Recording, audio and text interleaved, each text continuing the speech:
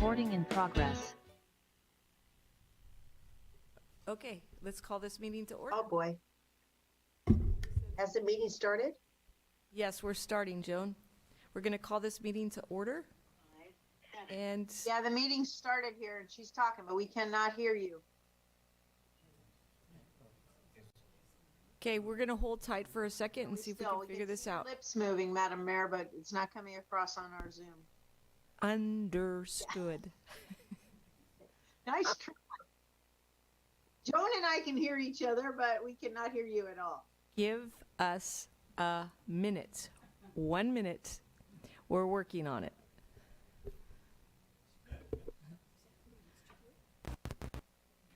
I'm going to resort to texting really quick. This is the way you learn to read lips. Yeah. We hear you. I know you can hear me. Thank you. We got that. Thank you. Yeah, I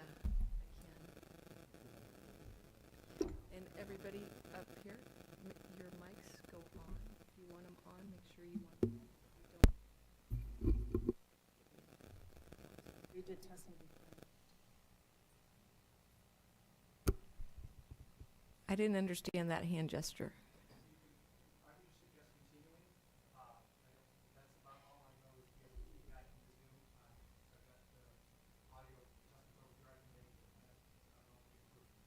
Except for that, our council members are not going to, or our attorneys are not going to know where we are on the agenda because they don't hear us.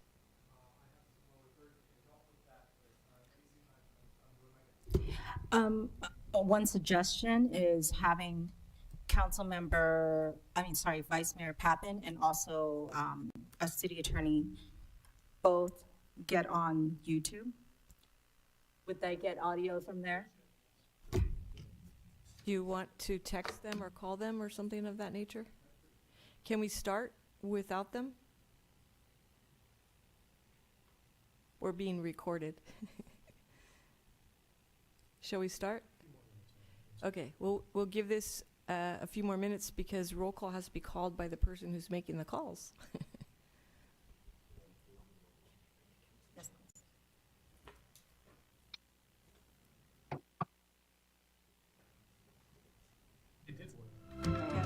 No, they're asking us to learn on the YouTube watch.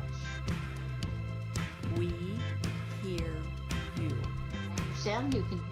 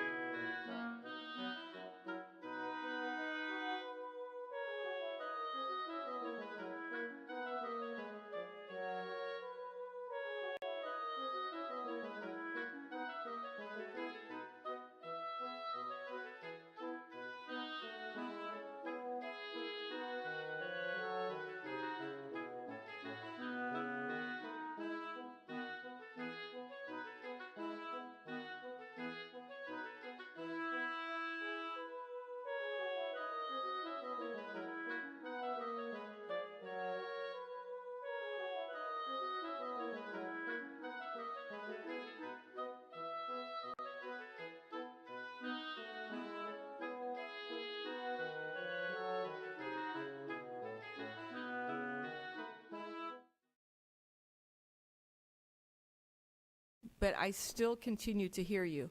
So if you want to put the baby to bed or the dogs in the backyard, I can relate.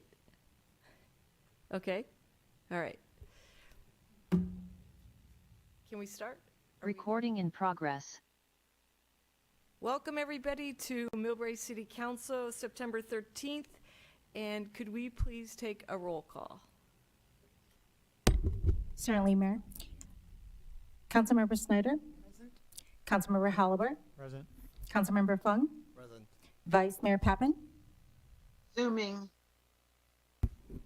Mayor Oliva. Present. All council members are present. Perfect. Can we please stand for the Pledge of Allegiance? Mark, would you like to lead us in the Pledge of Allegiance? All who are able to stand, please do so and join me in the Pledge of Allegiance. I pledge allegiance to the flag of the United States of America and to the republic for which it stands, one nation, under God, indivisible, with liberty and justice for all. Well, that felt good. It's been a while since we got to stand in front of the flag. Thank you, Mark.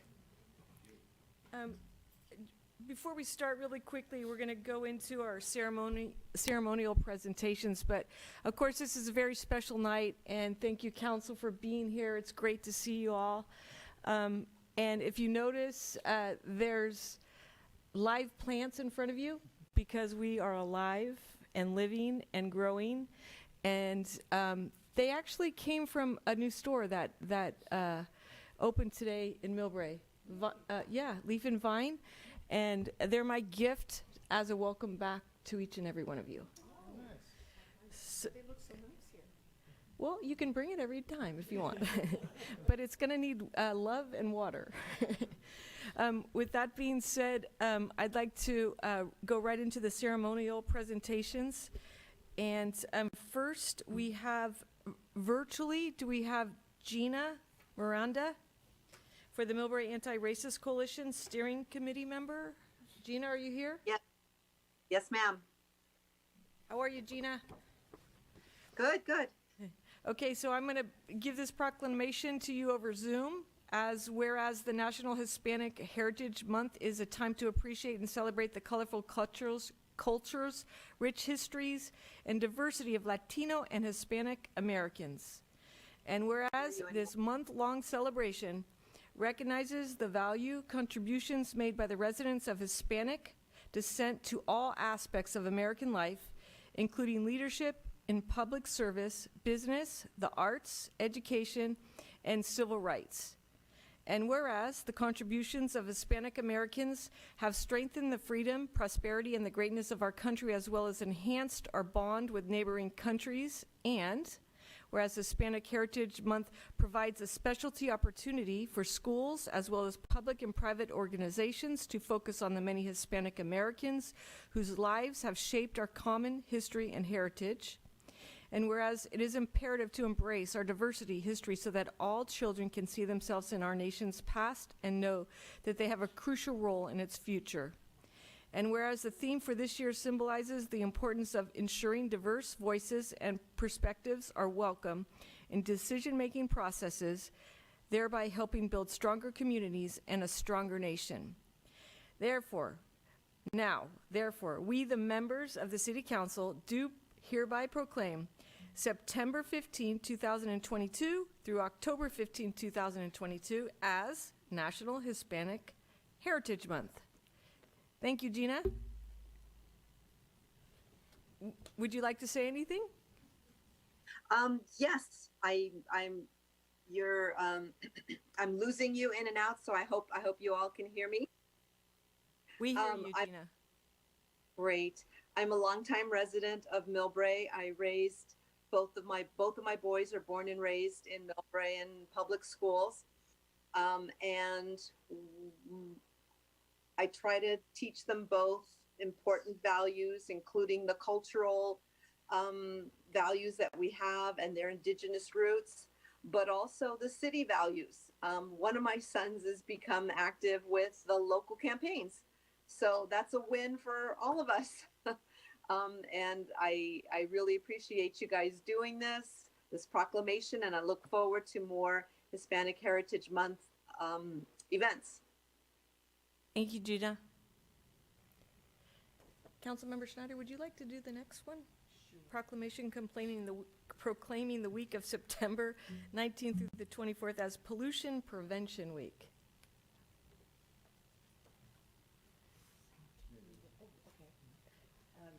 And can I just mention that Craig is here?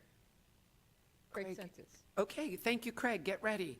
You can go to the. From the City of Millbrae, whereas the City of Millbrae takes great pride in protecting and maintaining its landscapes, environment, and natural resources, and whereas the City of Millbrae supports clean and safe water, land, and air for our community, and whereas proper management of waste is key to preserving our environment and strengthening our economy, and whereas Pollution Prevention Week is an opportunity to create awareness and take action to meet the challenges of maintaining prosperous communities, a healthy environment, an efficient government, and globally competitive businesses, and whereas by focusing, and whereas pollution prevention by means of reducing waste and toxic substances, reusing materials, and recycling promotes environmental stewardship, which improves our communities and protects our natural resources for future generations.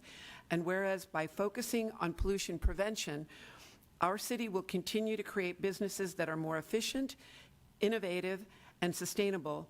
And whereas this provides an opportunity for our schools, businesses, citizens, and government to partner to work proactively together towards a prosperous and sustainable future. Now, therefore, be it resolved, we, the members of the Millbrae City Council, do hereby proclaim September 19th to the 24th, 2022 as Pollution Prevention Week. And do we go and hand it off like we used to? Sure, Craig's here, so go ahead. And Craig, you'll talk about the 24th? There should be a loose mic if you want to say something, Craig. We're learning. Thank you. Is it on? Yes. On behalf of the City of Millbrae and Millbrae Public Works, I'm honored to accept this proclamation. And we couldn't be happier. We have our Millbrae Pollution Prevention Day is Saturday, the 24th of September, and we will meet at Central Park, I believe. I don't know. But we'll have more of that on any of our new media tools, which I'm sure the city manager is going to talk about. Thank you. Thank you, Craig. Next, we have a proclamation proclaiming September 21st, 2022 as Malta Independence Day. And in person, we have the Honorable Consul Louis Vela. Thank you. Louis, would you like to go to the podium? Sure. And Councilmember Holliber would like to read this to you. Sure. Thank you, Madam Mayor. Whereas we commemorate the 58th Independence Day of Malta, we continue to reaffirm the strong and friendly ties that connect the City of Millbrae with the great people of Malta, and we salute the rich heritage of Maltese Americans. And whereas by celebrating Malta's Independence Day, we renew our commitment to enhancing professional, educational, and cultural exchange opportunities between the City of Millbrae and Malta. And whereas, following a long tradition of kindness and collaboration, the City of Millbrae offers its good wishes for a joyous celebration to the people of Malta on September 21st. And whereas the City of Millbrae is committed to working with the Honorable Consul General of Malta to encourage profound connections between the Maltese community and the people of the City of Millbrae. And whereas the City looks forward to a continued partnership and friendship with Malta as we work together to promote a rich mutual understanding through cultural exchanges. And whereas on Malta's Independence Day, we pay special tribute to the Maltese American community for their contributions to the City of Millbrae. And whereas Millbrae is proud to be home of the office of the Honorable Consul General of Malta, and we are appreciative of the important services provided in our region. Now therefore, we, the members of the Millbrae City Council, do hereby proclaim September 21st, 2022 as Malta Independence Day. And thank you, Consul General Vela, for joining us this evening.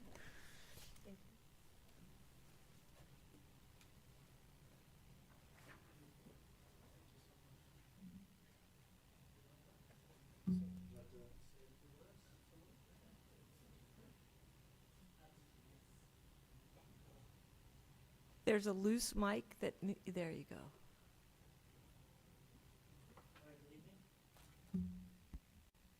Honorable Mayor and Vice Mayor, who's behind me, members of the council, good evening.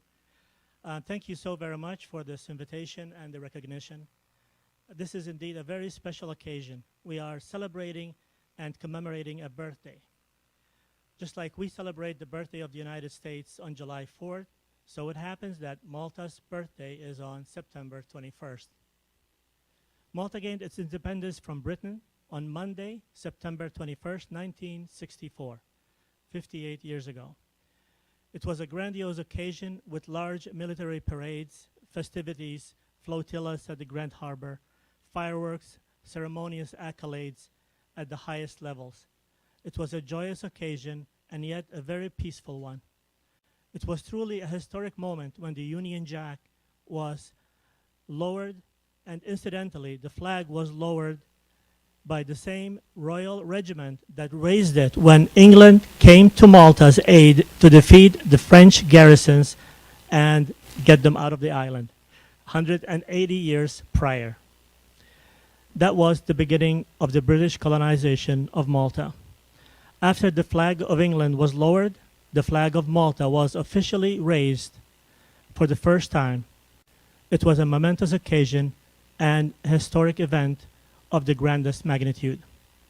It is particularly poignant today as we witness and follow intensely on television the somber memorials and solemn services and ceremonies that will, in a few days, lead to the funeral of Queen Elizabeth II of England and, until a few decades ago, the Queen of Malta. I think it will be fitting to mention a few historical facts about the connection of the longest reigning monarch in England and the island of Malta. Queen Elizabeth II calls Malta the Isle, my Isle of wonderful and great memories. She loved Malta and visited no less than on 10 separate occasions. Some were even private visits. And Malta loved the Queen back. When she was still Princess Elizabeth, she and her new husband, Prince Philip, Duke of Edinburgh, spent their honeymoon on Malta. The Queen kept returning to celebrate either a birthday or some other meaningful anniversary or occasion. In fact, the very last trip Queen Elizabeth II made outside of the United Kingdom was, yes, to Malta. On November 2015, when she officially delivered the opening address of the Commonwealth Heads of Government, which was being hosted in Malta. Why is this significant to mention on this 58th anniversary of Malta's independence? I believe it has everything to do with it, not only because we are indeed living the developments that are taking place on the other side of the Atlantic, but because it was indeed England who defended Malta during the Napoleonic Wars and again in World War II. And it was through negotiations and diplomacy between the two countries that we are celebrating and commemorating this anniversary, this birthday of Malta's independence, the granting of a new constitution, and the birth of a new nation, Malta. Thank you very much, and thank you so much to the city of Millbrae and the collaboration that we feel like a family here. So thank you so very much. And one last thing I'd like to recognize in the audience, we have Miss Mary Bohr-Smith, who is a commissioner on the sister city of Millbrae, and her daughter Terry, and of course, my wife Lillian. Thank you very much. That was so great to share. I really enjoyed that. I'm sure everybody else did too. Thank you so much. Madam Mayor, Yes. I'd also like to, this is such a special relationship that we have with Malta, and acknowledge that the city of Millbrae actually had a presidential visit from the president of Malta. We were honored to have the president visit Millbrae. So I think that was our very first presidential visit, and just signifying how important this relationship is to all of us. Thank you. Thank you. Yes. Okay, our next proclamation is Sherry Bowles online? She's a member of the San Mateo County Suicide Prevention Committee. Sherry? Is Sherry here?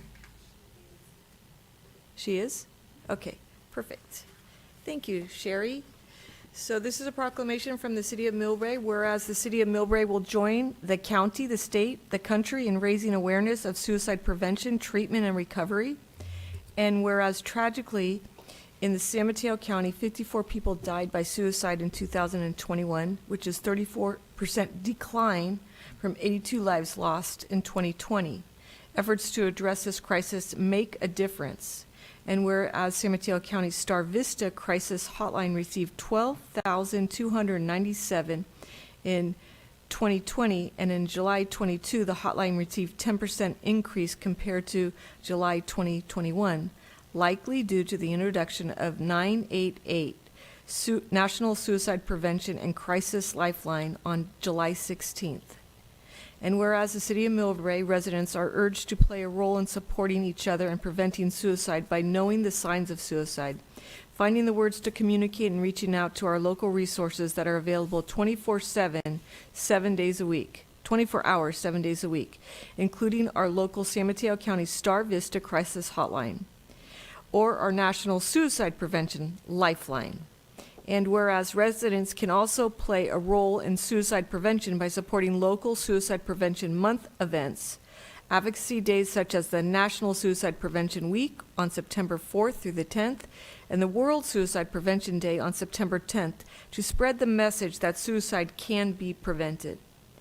Whereas across the city, country, and state, county and state, the 2022 September Suicide Prevention Month theme is Take Action for Suicide Prevention, Thriving at All Ages.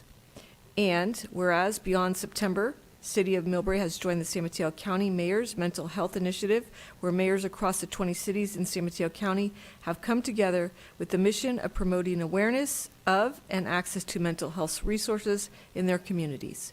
Now, therefore, we, the members of the Millbrae City Council, do hereby proclaim September 2022 as Suicide Prevention Month. And we calls on everyone in our community to find their role in suicide prevention. Thank you. And Sherry, can we see you? And would you like to say anything? Yes, thank you very much, Madam Mayor. So good evening, Mayor Leva, Vice Mayor Pappen, and council members Holliburn Schneider. My name is Sherry Bowles, and I'm a member of the San Mateo County Suicide Prevention Committee.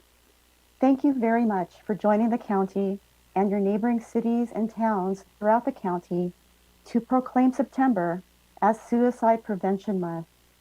I am honored to accept your proclamation on behalf of the committee. I encourage you and Millbrae residents to promote this year's theme, Take Action for Suicide Prevention, Thriving at All Ages. I'm taking action today by wearing purple and teal, the national colors of Suicide Prevention Month, and using this year's theme, as a virtual background, which can be found on the county's website. Other ways to take action are to attend free in-person or virtual events hosted by our community partners. Suicide is often surrounded by stigma, making it less likely someone will seek help, and harder to know when somebody really needs help. People who are suicidal don't want to die as much as they don't want to go on living with their pain. The more we understand about suicide prevention, the more we can help people we care about who are struggling. Together, we can take action for suicide prevention by knowing the signs of suicide, finding the words by checking in with someone that we're concerned about, and sharing resources, including the San Mateo County Star Vista Crisis Hotline. The number is area code 650-579-0350-988. This is the new 3-digit National Suicide Prevention Lifeline, and the county's website at smchealth.org/suicide-prevention-month. Thank you again for recognizing September as Suicide Prevention Month. Thank you, Sherry. So just to reiterate, if someone was in need for a hotline, they could just dial 988. That's absolutely correct, Madam Mayor. Before people called 911, and so now this has been set up so it's dedicated as the 988 24 hours lifeline, and that actually will be routed to the closest crisis center in that person's area. Thank you, Sherry. Thank you very much. Okay, next we have a virtual presentation from Peninsula Clean Energy. And I'm sorry, I missed everybody's missing you. I think the last one missed you too, Councilmember. I'm so sorry.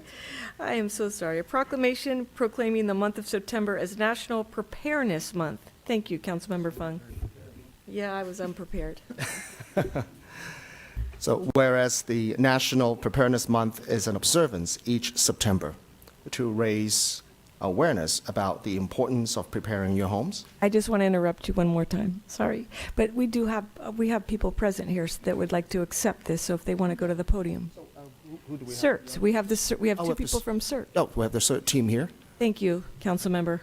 I apologize. Let's try that again. Whereas National Preparedness Month is an observance each September to raise awareness about the importance of preparing your homes, businesses, and communities for disasters and emergencies. And whereas the 2022 theme is a lasting legacy, the life you've built is worth protecting. Prepare for disasters to create a lasting legacy for you and your family. And whereas during National Preparedness Month, we also recognize the bravery and the sacrifices of our first responders and emergency volunteers, who are our first line of defense in so many crises. And whereas community members are encouraged to take time to prepare your families and those in your care to ensure everyone is prepared for disasters and emergencies of any type. And whereas outreach in the workspace, schools, and volunteer organizations can allow people to feel more prepared during the events of actual emergencies and disasters. And whereas those who prepare for emergencies can recover faster and help others who also may be affected, demonstrating community resilience in the face of adversity. So now, therefore, we, the members of the Millbrae City Council, do hereby proclaim September 2022 as National Preparedness Month. Thank you.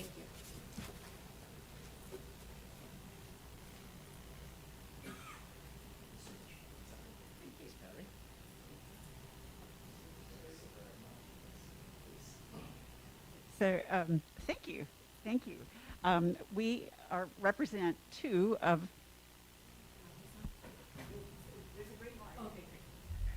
Oh, you take the mask off. That will help a lot. Yes. So Shirley and I are two of over 200 CERTs that have been trained here in Millbrae since the program began, I believe, 16 years ago. And we're all volunteers and of every walk of life that there is in Millbrae. Some of us have even had our high school aged children take the training with us. And you know, I was actually serving on the age-friendly committee over the past couple of months, and I realized when we talked about what a characteristic of our community is volunteerism. You know, I can hardly think of any of the CERT volunteers that is the only volunteer activity that they're engaging in here in the city, and that is true of so many people, and so many of my neighbors informally are connected, and that's what I like about Millbrae. But to the point of being prepared, the time to prepare is not when you feel the shaking of the earthquake or the wildfire coming over the ridge. The time to prepare is before, and a family that takes CERT training, or even one person in a household that takes CERT training, they won't necessarily be called upon to be a disaster worker, but they, because they've taken the training, will have had the opportunity to prepare their household. They will have what they need to be self-sustaining when the more general assistance that happens in a disaster hasn't come yet. And they'll be able to help their neighbors and their friends. And so I'd encourage you all to take the opportunity to become a trained CERT. And if you want to use your volunteer time in actually serving in the community, there are lots of opportunities to learn leadership skills and fellowship skills and practical hands-on things, and even all of the incredible bureaucratic paperwork that has to do with recording what happens in the process of giving service. So I would say most of our volunteers have some overlap in some way. They're also part of the Lions, or they're also trained in Red Cross shelter staffing, or they're also serving in some other, like a faith-based organization in their community. So I mean, go Millbrae, and we're here, and we'll continue, and I'll let Shirley share a couple words. I've been a Millbrae CERT since 2015, and I wish I had known about it sooner, or I would have done it much sooner. I am also a now very happily retired emergency room nurse, so this sort of fills the bill for helping me maintain things that have to do with healthcare professionalism. I think that the things that CERT do, because we are a neighborhood and a community-based service, we take care of one another. And it's a series of classes that after you've taken them all and graduate, you become a disaster service worker, and which means you can do this anywhere in the state. But our focus with the Millbrae CERT team is Millbrae. And you probably have neighbors that are CERTs, and maybe I'm one of them. Maybe someday if a horrible disaster occurs, and I hope not, you might find me knocking at your door to say, how are you doing? Is everybody okay?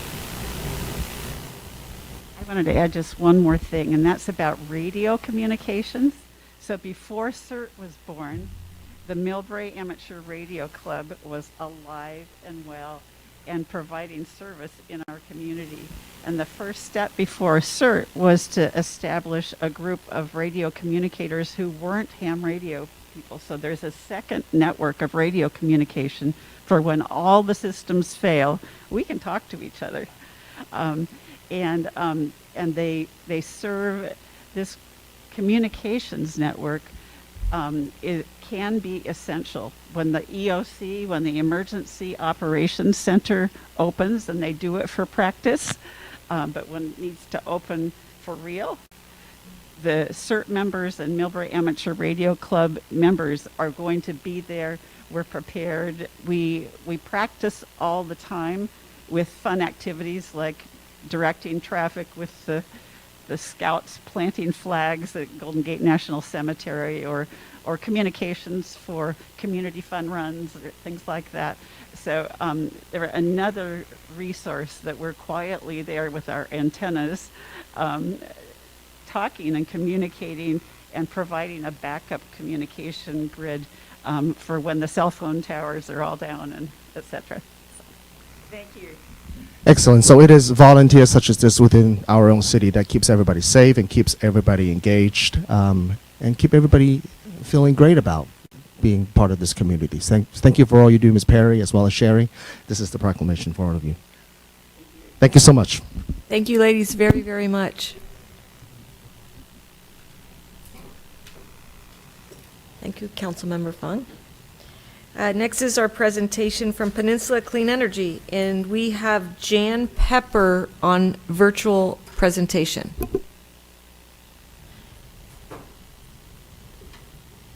Hi, can you hear me? Perfect. Here, let me put another light on. Okay. It's nice to see all of you here at the Millbrae City Council. Thank you so much for inviting us to present tonight. And let's see, I've got some slides, and I guess I will share my screen.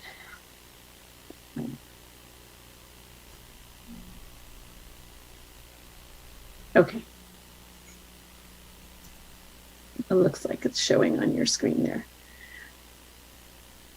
So this is an update we're going to do for you about Peninsula Clean Energy.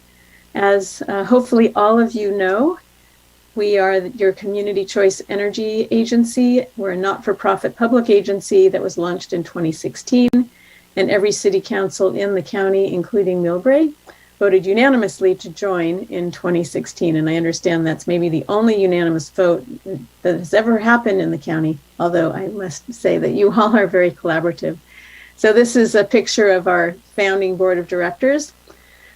And how it works is that Peninsula Clean Energy procures the generation services, which is basically the electricity sources. We put that on the grid. It is then delivered by PG&E on their poles and wires, and then it's delivered to you at your homes and businesses, and you receive the savings. So 97% of electricity customers in Millbrae use Peninsula Clean Energy. When we launched, everyone was automatically enrolled in our service, and so 3% of your customers have opted out to stay with PG&E. So 97% is excellent. There are two products that we offer. The one that everyone is automatically enrolled in is called Eco Plus, and this is 50% renewable energy, 100% carbon free, and the rates are 5% lower than PG&E. And if someone prefers to be 100% renewable, they can upgrade to Eco 100, which is 1 cent per kilowatt hour more than Eco Plus, or about $4 a month more for an average customer. And I'm happy to say that all of the Millbrae municipal facilities have opted up to Eco 100, and that product is 50% solar, 50% wind. Because of the 5% discount that we offer, in 2020, Millbrae customers saved $387,000. So if we were to multiply that by 5 or 6, we could come up with how much you've saved, over the last, since we started. So that would be over $2 million, probably about $2.3 million has been saved by Millbrae customers as being customers of Peninsula Clean Energy. Additionally, because of the cleaner electricity that we're delivering, the emissions from electricity compared to what they were in 2016 have been reduced by 96%. And your city has also been recognized by the EPA Green Power Community for leadership in renewable energy because you've chosen to be an Eco 100 city for your municipal accounts. So as I noted, we deliver clean energy, 50% renewable, 100% clean, and the renewable comes from solar, wind, geothermal, and small hydro projects, and the clean comes from, or greenhouse gas free, comes from large hydropower projects. In this photo, the photo on the left is the Wright Solar Project, which is a 200 megawatt solar project just outside of the city of Los Banos. And we contracted for all of the output from that facility and basically caused it to be built because they had someone to buy the power from it. And we've been receiving power from that project since March of 2020. And then this is a wind project, which I think might be in the Altamont Pass. So just an example of the sources of electricity for you as Peninsula Clean Energy customers. So we have a very aggressive goal, and actually we are leading the industry with this goal, which is to deliver 100% renewable energy every hour of every day for our 310,000 plus customer accounts by 2025. And what this means is to have the amount of renewable energy that's going on the grid in a particular hour equal the amount that is being used by our customers. Right now, when we say we're 50% renewable, that's calculated on an annual basis. We look at what is our overall demand over the course of the year, and we make sure that we meet 50% of that with renewable energy, but it's not necessarily time coincident.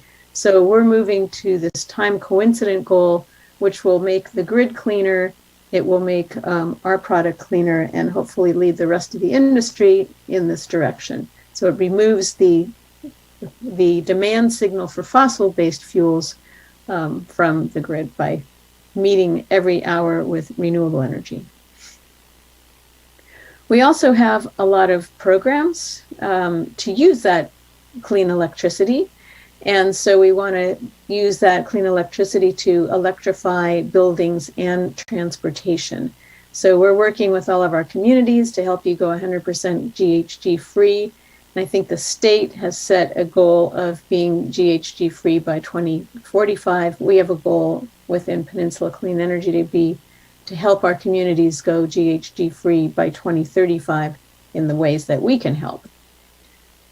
If we look at where the greenhouse gas emissions come from in the county, you can see that about half of it comes from transportation. So that's from our cars, from our buses, from our ride-hailing vehicles, and about 30% of it comes from buildings. That's from use of natural gas or methane gas, which is another name for it, for cooking, for space heating, and for water heating. So we're working with all of you to try to move towards clean electricity for those uses.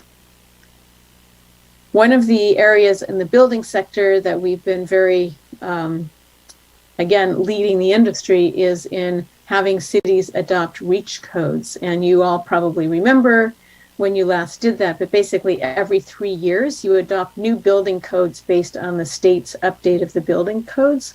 The REACH codes reach beyond what the state is recommending. And so you adopted REACH codes as well as 16 cities total in San Mateo County to electrify buildings. And most entities adopted a REACH code that only electricity would be used for new construction. So space heating, water heating, cooking would be done only by electricity for new construction. And we're starting to work with our member agencies to look at what can we do to electrify existing buildings. We have a lot of other programs to support our community, a few of them on the vehicle side. We are providing rebates for people to buy used electric vehicles ranging from $1,000 to $6,000, $6,000 if you're income qualified. We also have a large program, a $28 million commitment to install 3,500 electric vehicle charging stations in the county by 2024. We're investing $16 million of that. We got a grant from the California Energy Commission for another $12 million. So we're working on that expeditiously. We also have a program for electric bicycles. We have offered this 2 times where we're providing a rebate for people to get an electric bicycle. The last one was a $1,000 rebate for income qualified folks to get an electric bike. And it's a very popular program. It's always oversubscribed. And the idea is that if someone has an electric bike, like a cargo type electric bike, that they can use that to replace their automobile, the use of their car for shopping and for smaller type of, smaller things that they might be doing in the city or going short distances. So it's partly to get people out of their cars and to also reduce greenhouse gas emissions. We also have a program for encouraging people to add battery storage if they currently have a solar system on their home. And if they don't, to also install solar with battery storage. And that battery storage can then be used to reduce the use of electricity during the peak hours. And we all saw what that was all about last week when it was super hot. And we got the call to reduce our electricity use between 4 and 9 p.m. We have a program to provide a $1,000 incentive for people to install an electric water heater, and there's another $1,000 that comes from BayRen. So people can get a $2,000 rebate to, instead of putting in a gas water heater, if their water heater stops working, to put in an electric heat pump water heater. And then we have another program for income qualified folks to provide home upgrades. So it is totally free to the homeowners. So we'll do some minor home upgrades for them, and then we will also provide them with an electrification measure, such as an electric dryer or an electric induction cooktop or an electric water heater. So there's much more details on all of these programs on our website at peninsulacleanenergy.com/community programs. We also have a commitment to work with our schools, because if you educate the students, they're the ones who are going to be making the decisions and inheriting the earth, and hopefully we're going to be leaving it in good shape to them. So we are partnering with teachers and with students to learn about energy and to work on climate action programs. So from the San Mateo Union High School District, 323 students were served in 2021 and 2022. So 270 students were taught a new sustainability curriculum from teachers who participated in our teacher fellowship. And 53 students participated in the Youth Climate Ambassadors Program, which is for 9th to 11th grade students to learn about energy and then to do a capstone project related to their school in relation to climate. Regarding Millbrae in particular, so I talked about that $28 million EV charging program, which we call EV Ready. So there are more than 50 of those that are in the pipeline for Millbrae installations, including 20 level 2 chargers at your library, 7 level 2 chargers at your community center, and 18 chargers at the corporation yard. And we are also partnering with you to install 2 solar systems on 2 of your municipal buildings. One is a 155 kilowatt system at the Millbrae Recreation Center, and the other is a 412 kilowatt system at the Chetcuti Center.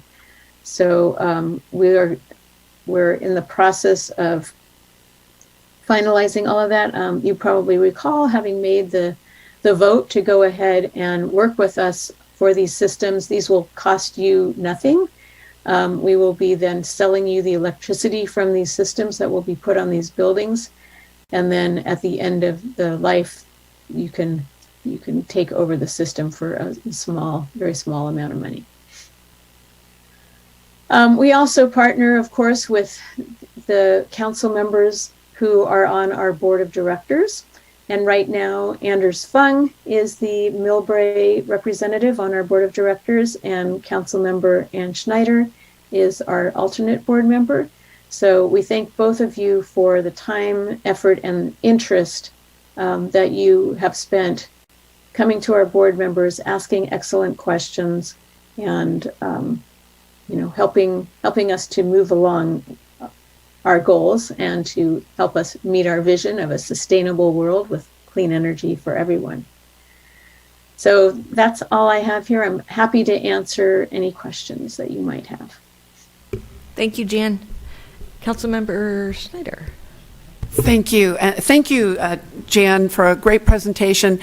I thought maybe you might want to talk a little bit about Flex Alert. I know some of us were down in Southern California during the worst of the heat wave, but I can tell all of you, and thank you to everyone up here who did reduce their energy load, which has hit national attention. Instead of making fun of California, they sent the Flex Alert out, and Californians reduced their waste, and we prevented the worst of any kind of blackouts. But my question, Jan, for you, I tried to electrify my water heater at the house in Mountain View, and my panel isn't big enough. And I'm wondering if Peninsula Clean Energy is going to be looking into, and I'm going to use the wrong term, it's a switch that you can put, say, between your washer and dryer, and it helps balance the electrical load without having to do a panel upgrade. And I learned that it would cost me maybe $40,000 to do a panel upgrade in my house in Mountain View. And sorry, I don't have a lot of spare $40,000 hanging around. So if you could help with that. And where's PCE on that? Yeah, we're working with our contractors to, under our building electrification program, and we have a number of contractors who are on board to help people switch out their water heaters, and we're providing rebates for that. I don't know that we're providing rebates yet for panel upgrades. It's not the rebate as much as if we do electric load balance and get this switch, you may not have to do a panel upgrade. Right. So it could save everybody money. Yeah. That's a great idea, and I'll check with our team if we're doing that. I'm going to stop sharing this because this is getting distracting. So certainly we want to do whatever is most efficient for our customers, and if putting in a switch that helps to balance the usage on a particular circuit makes a lot of sense. Terrific, thank you. And thank you for helping us electrify city property. You're welcome. Thank you for participating in that program. Vice Mayor Pappen. Thank you, Madam Mayor, and thank you, Ms. Pepper, for being here tonight. A question regarding those individuals that have solar panels. I have solar panels. Did you say that they were looking at encouraging people to get batteries or giving rebates for something like that to hook up to the existing panels? Can you explain a little further on that, please? Yes, we have a program right now working with one of our partners, Sunrun, to provide a $500 incentive payment for people to add a battery backup system to their solar system. And then we're able to, if you have the battery backup, we're able to kind of claim that for extra capacity in the county and essentially reduce our costs, which goes back to you to reduce your costs. But also as a homeowner, then you would have that backup in case the power went out. Great, thank you. And that's on your website, that information? Yes, and it's called, we just changed the name of it. I think it's called Solar Plus Storage. Well, Mark Hirschman is there. Mark, do you know? We used to call it Power on Peninsula, and I know we just changed the name. Solar and storage? Solar and storage, he said. Solar and storage, okay. Okay, thank you so much. Look forward to looking into it. Thank you. Yeah, we can send you a link to that too. Thank you. We do have two requests from the audience. We have Jean Perry, you wanted to speak on this subject? Did you have any comment?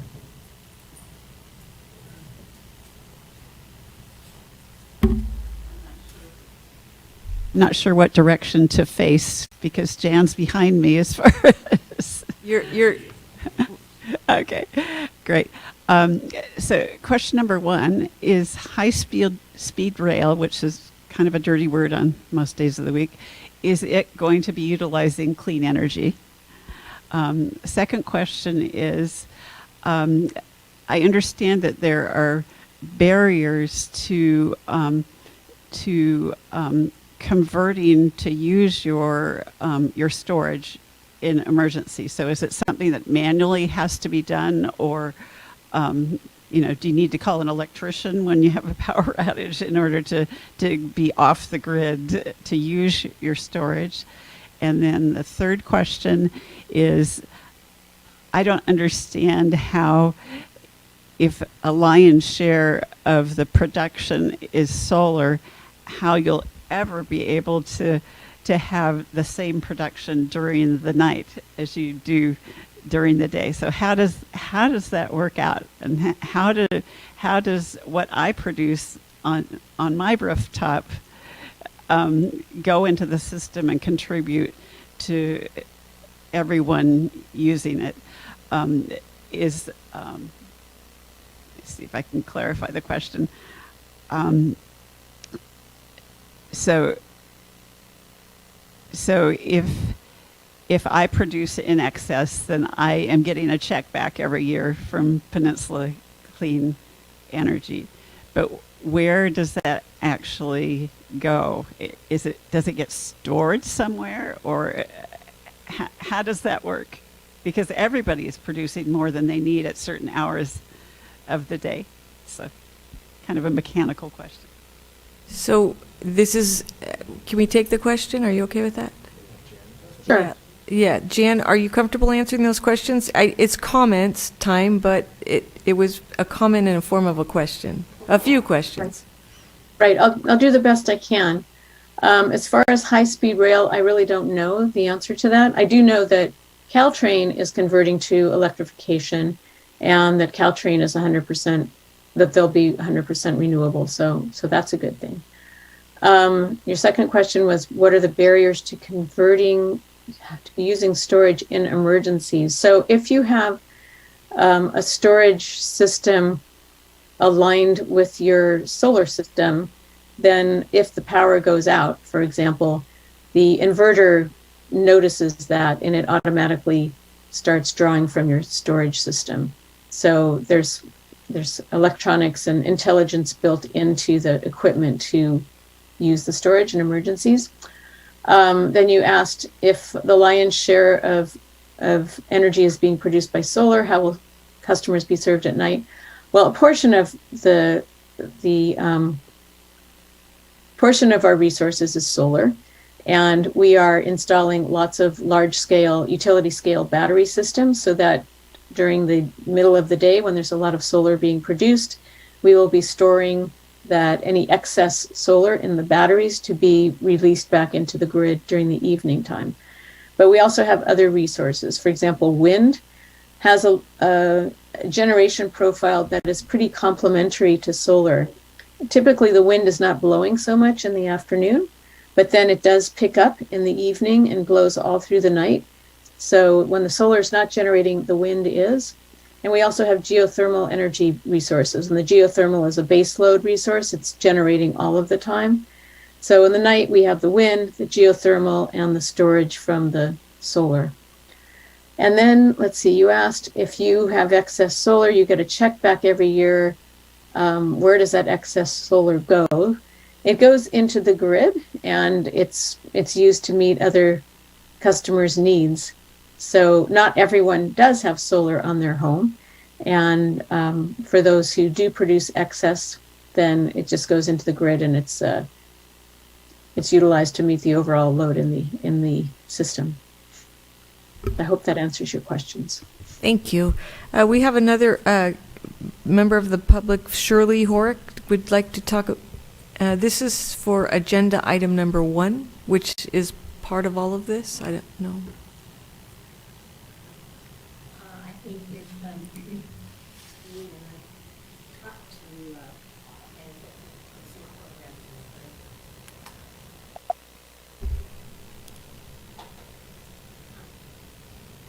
And I both talked to the benefits of CERT to the Millbrae community. One of the things that I forgot to add was that we spend a lot of time trying to educate people. And one of the ways we do this is if anybody came to the car show at the end of August or the Millbrae Art and Wine Festival this past weekend, that if you stop by our booth, we have a lot of educational materials. As she said, you don't want to wait for the shaking to start to plan for what you need to have available in case there is no power, is no water, is nothing. And we have a lot of information there. If you didn't do that, then you have one more chance, at least for this year, to come to the Japanese Cultural Festival. Stop by our booth, say hey, look through our information, and take some home with you. Thank you. Thank you. And Vice Mayor, I see your hand up, but we do have one virtual comment from the public, and that's Deng Louis. Yes, thanks for giving me a chance to ask questions here. So I heard there's maybe some rumor or something they are talking about building a homeless transitional home that is located. Dang, can you save that for public comment? We're talking about Peninsula Clean Energy right now. Oh, this is okay. So we'll come back to you. Hold on for a second, please. Okay, cool. Thank you. Thank you, Vice Mayor Pappen. Thank you, Madam Mayor. Ms. Pepper, one last question here. Notice is going out from PG&E about a rate increase. And identified in there is that they will be trying to raise the rates related to the electrification of Caltrain. And I'd wonder how Peninsula Clean Energy, I guess I don't understand quite the interchange between PG&E and Peninsula Clean Energy, and if you'd heard anything about that. I haven't heard specifically about that, but the bill is kind of broken into two pieces. There's the transmission and distribution side, which is PG&E, and there's the generation side, which is us. So it may be that PG&E is increasing the rates on the T&D side that will be affecting Caltrain. Yeah. Trying to relate it to the distribution system. Okay. Which is going to be interesting. So thank you very much for the clarification. Sure. And everybody, make sure you look at that next notice as far as rate increases, because I don't know if they can actually do that. Thank you. Thank you, Vice Mayor. Okay, with no other comments, I'd like to move on to the agenda overview. Yes, thank you, Mayor. Good evening to you. Good evening, City Council. Tom Williams, City Manager. It's nice to see that everybody remembered to take off their sweatpants, keep their tops on. So welcome back after 2.5 years. So real quick, rounding out the agenda, item number 2 is calendar of events, which is an information item, reports and bills and claims in your pack, which is also informational. Then we move to item number 3, which is approval of the meeting minutes for a regularly scheduled meeting of June 28th, as well as a special meeting of August 25th. Then we move to oral reports from city committees and commissions. There are no reports this evening from any city committee or commissioner. Then we move to public communication. This is the item on the agenda that any member from the public can address the city council on any item not on the agenda, and public comment will be for a maximum of 3 minutes. Then we move to the consent calendar. We have 6 items on the consent calendar this evening, starting with item number 5, which is a resolution approving the second addendum to the agreement with HB Consulting Group, Inc. Item number 6 is to adopt a resolution authorizing a budget increase of $72,238.75. It's an augmentation of the budget for the construction of a new sewer trunk line that was built in Aviador Avenue. Item number 7 is to consider approval by motion a waiver of $45,937.50 per year in rental and setup and breakdown fees for the use of the David J. Chetcuti Community Room for the self-help for the elderly. This is for a 2-year period, which would end on June 30th, 2024. And this is to continue the senior lunch program 5 days a week, or at least 3 days a week, but this would move it to 5 days a week. I did request from several council members to remove this item from the agenda for further discussion. Item number 8 is to consider approval by motion a waiver of $546.49 in rental and setup and breakdown fees for the use of the Art Center at the Millbrae Recreation Center for voter training. Item number 9 is to consider approval by motion for a parking lot and street closure and public display of fireworks, actually firecrackers, and a fee waiver for the Lunar New Year Festival scheduled for January 29th, 2023. Sure.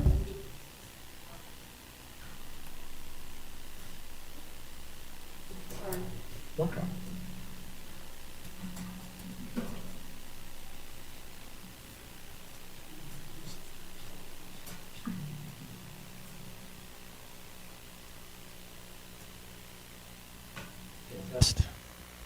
Test. Okay, moving on. Item number 10 is to consider approval by motion, cancellation of the regularly scheduled city council meetings of November 8th and November 22nd, 2022, and to schedule a special meeting on November 15th, 2022. Then we move to public hearing. There are no public hearings on the agenda this evening. Then we move to existing business, item number 11, which is an informational report on our Millbrae homelessness or unhoused funding or program, pilot program. This is the quarterly update from Life Moves. Then we move to new business. We have item number 12, which is a resolution declaring a certain 826 square foot portion of city-owned property located at the southwest corner of Millbrae Avenue and Rollins Road as surplus land, and making a finding that it is exempt surplus property and authorizing the city manager to enter into an agreement for the sale of the property for $229,000, and that is an action item. Item number 13 under new business is a resolution authorizing the city manager to execute a grant right-of-way and public road easement with the Bay Area Rapid Transit District for Harriet Tubman Way and a portion of Elevate Way, and to accept a grant of the right-of-way and public road easement for the Millbrae Adrian Science Park for a portion of Elevate Way. That concludes the agenda. Then we move to council comments, and then we do have a closed session this evening, which is a conference with labor negotiators. Thank you. Any questions? Okay, let's move to the approval of minutes. We have two different dates to approve: June 28th, 2022, and August 25th, 2022, and we need a motion. No, I could call on you. Councilmember Schneider, motion to approve. I'll second it. And Councilmember Fung with a second, and we'll have a roll call. Please vote. Councilmember Snyder? Aye. Councilmember Holliber? Aye. Councilmember Fung? Aye. Vice Mayor Pappen? Aye. Mayor Leva? Aye. The two sets of minutes are approved by the vote of 5-0. Thank you. We have no oral reports from city committees or commissions tonight, so we'll move on to public communications. If you are virtual, you can raise your hand, and if you're in the audience, you can fill out a speaker slip for something that is not on the agenda.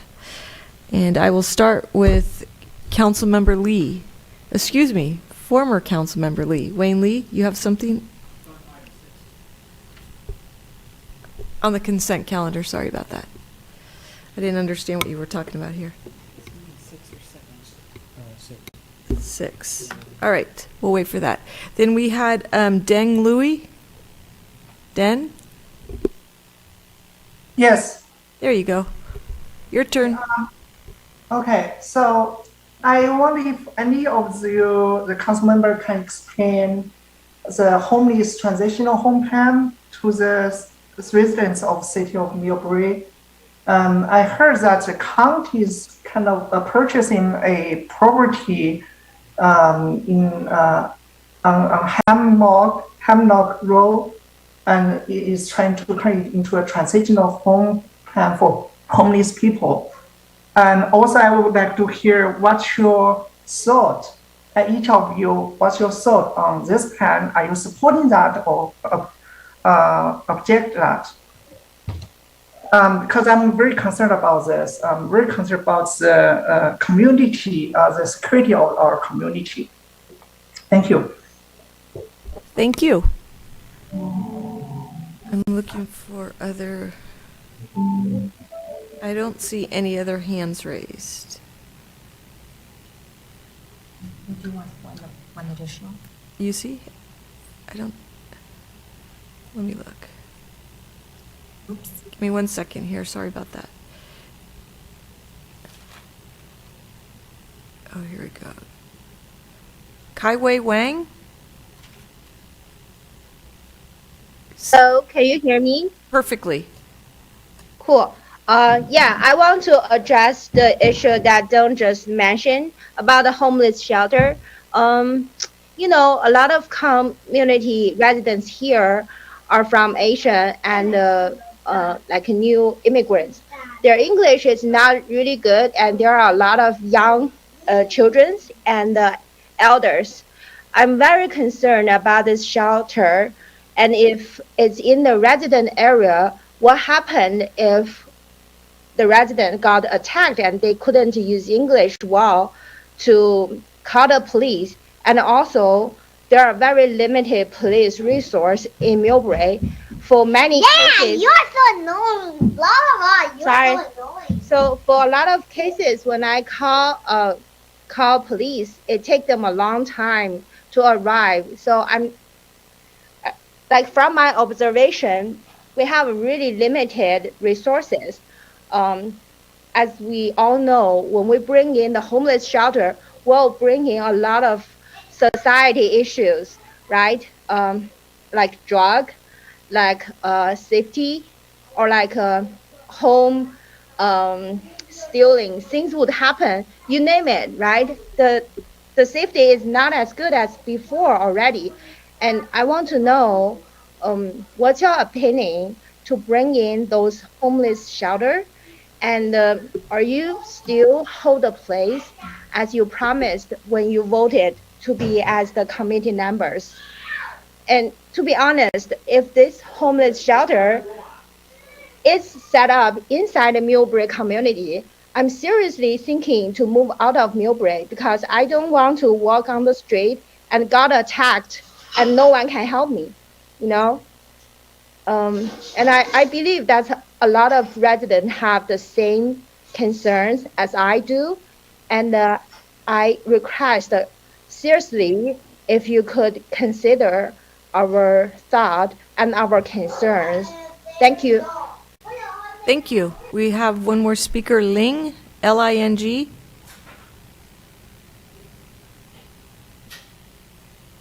Hello, everyone. Can you hear me? Perfect. Thank you so much. Yes, I just wanted to say that I second what Dan and Kaiwei just said. I am very concerned, and I want to show my strong dissent to having a homeless shelter in our community. It is going to bring utmost risk to our safety and well-being to every resident in Millbrae. And like I was saying, this is going to cause serious damage to our property value in the city, and I am too will consider moving out of the city if this happens in our community. And let's not forget, only 4 years ago, we had an accident, and it was almost, it's a serious injury and almost fatal incident that a homeless man just randomly attacked one of our children in front of the library. So this was not hearsay. This really happened.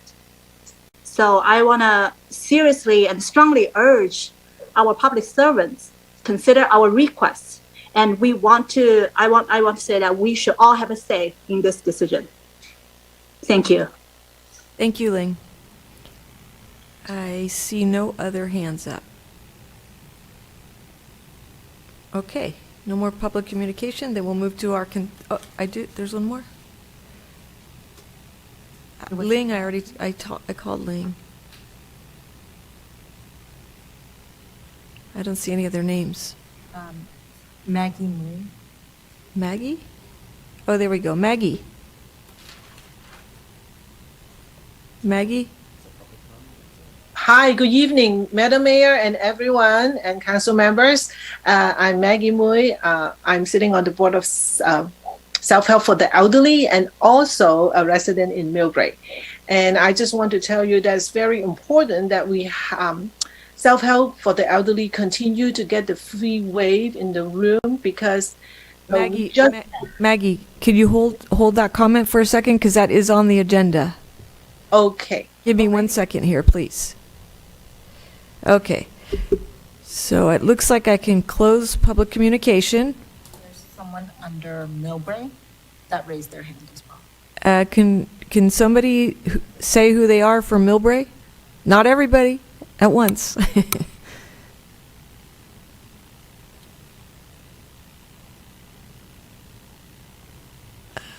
I'll give 30 seconds here. I have all the hands raised here. All right, we're going to close public communication.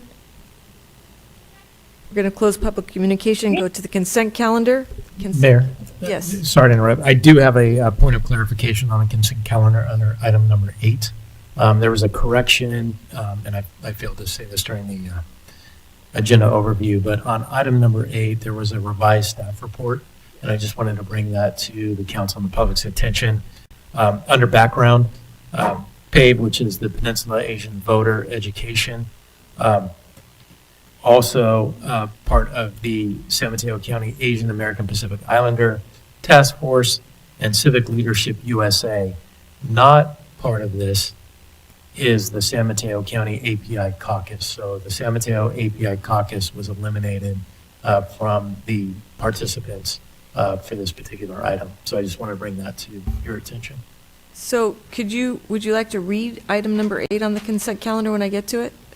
Certainly, yeah. All right, so we'll go to consent calendar. Item number 5 is a resolution approving the second addendum to the agreement with HB Consulting Group, Inc.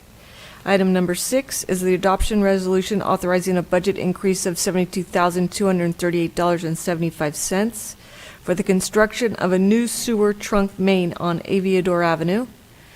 Item number 7 is approved by motion, a waiver of $45,000 per year in rental and setup breakdown fees for the use of the Chetcuti Community Room by Self-Help for the Elderly for a 2-year period ending on June 30th, 2024, to continue to the senior lunch program 5 days a week.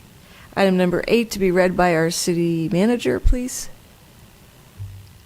Yes, thank you, Mayor. Again, this item is to approve by motion a waiver of $546.49 in rental and setup breakdown fees for the use of the Art Center at the Millbrae Recreation Center for voter training.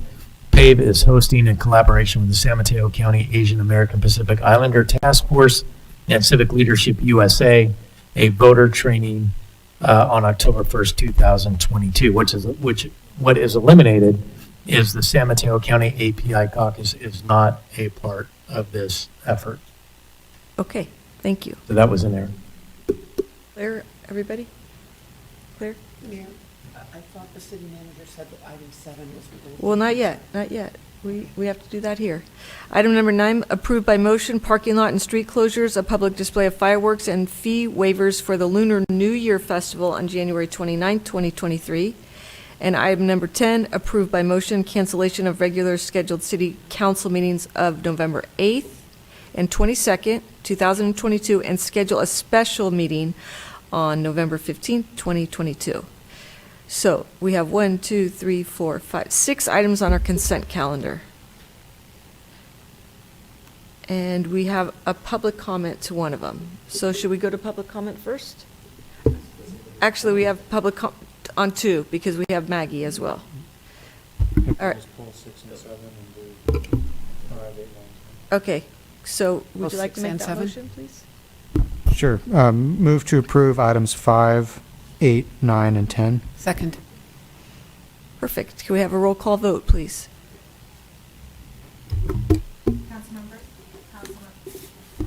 Councilmember Snyder, Aye. Councilmember Holliber, Aye. Councilmember Fung, Aye. Vice Mayor Pappen, Aye. Mayor Oliva. Aye. Consent items 5, 8, 9, and 10 are passed by a vote of 5-0. Thank you.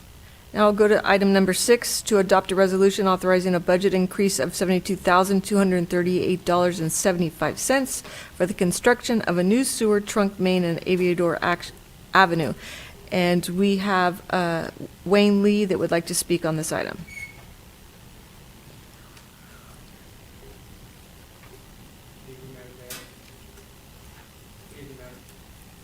Good evening. Good evening, Madam Mayor and members of the City Council. I just have a quick question, and maybe since you're opening up the sewer lines, and given the tragedy we had over the last winter, would it make sense to also look at our drainage in that area as well, since you're opening up the roads, and maybe find a way preventing people from, going into that dip area to prevent people from going in when it does flood? And I mean, it's not that hard to do nowadays. It's not really rocket science. And gates can come down, and also they can open the bollards on Aviador on the other side, on the south side. So when it does rain, that people have an opportunity to egress out. You know, so that's my comment. I just want to make sure that we don't have the same repeat like we did last time, and that since you're opening up the sewer lines, maybe you can look at the storm drains too at the same time. Thank you. Thank you for your comment. Actually, the comment makes a lot of sense. Although it's not based upon what's in front of us, we are authorizing a budget increase for this 72,000. But it certainly doesn't hurt to note that while we're, if in fact we do take action on this, that we maybe bring something forward to see how much more that would be my comment. Madam Mayor, real quick on that item. So it is a good question. This sewer line is unrelated to the drainage system on Hillcrest. So this is a line south of the canal that goes south of the canal under Millbrae Avenue to Adrian Road. So it's not dig once type of mentality. Correct. That's exactly why we're bringing this forward.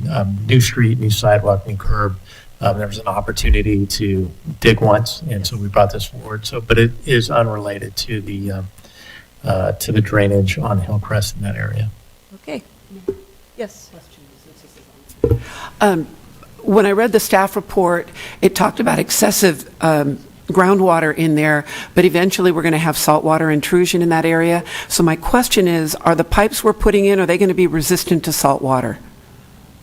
I'm seeing Harry raise his head. Our acting city engineer said yes.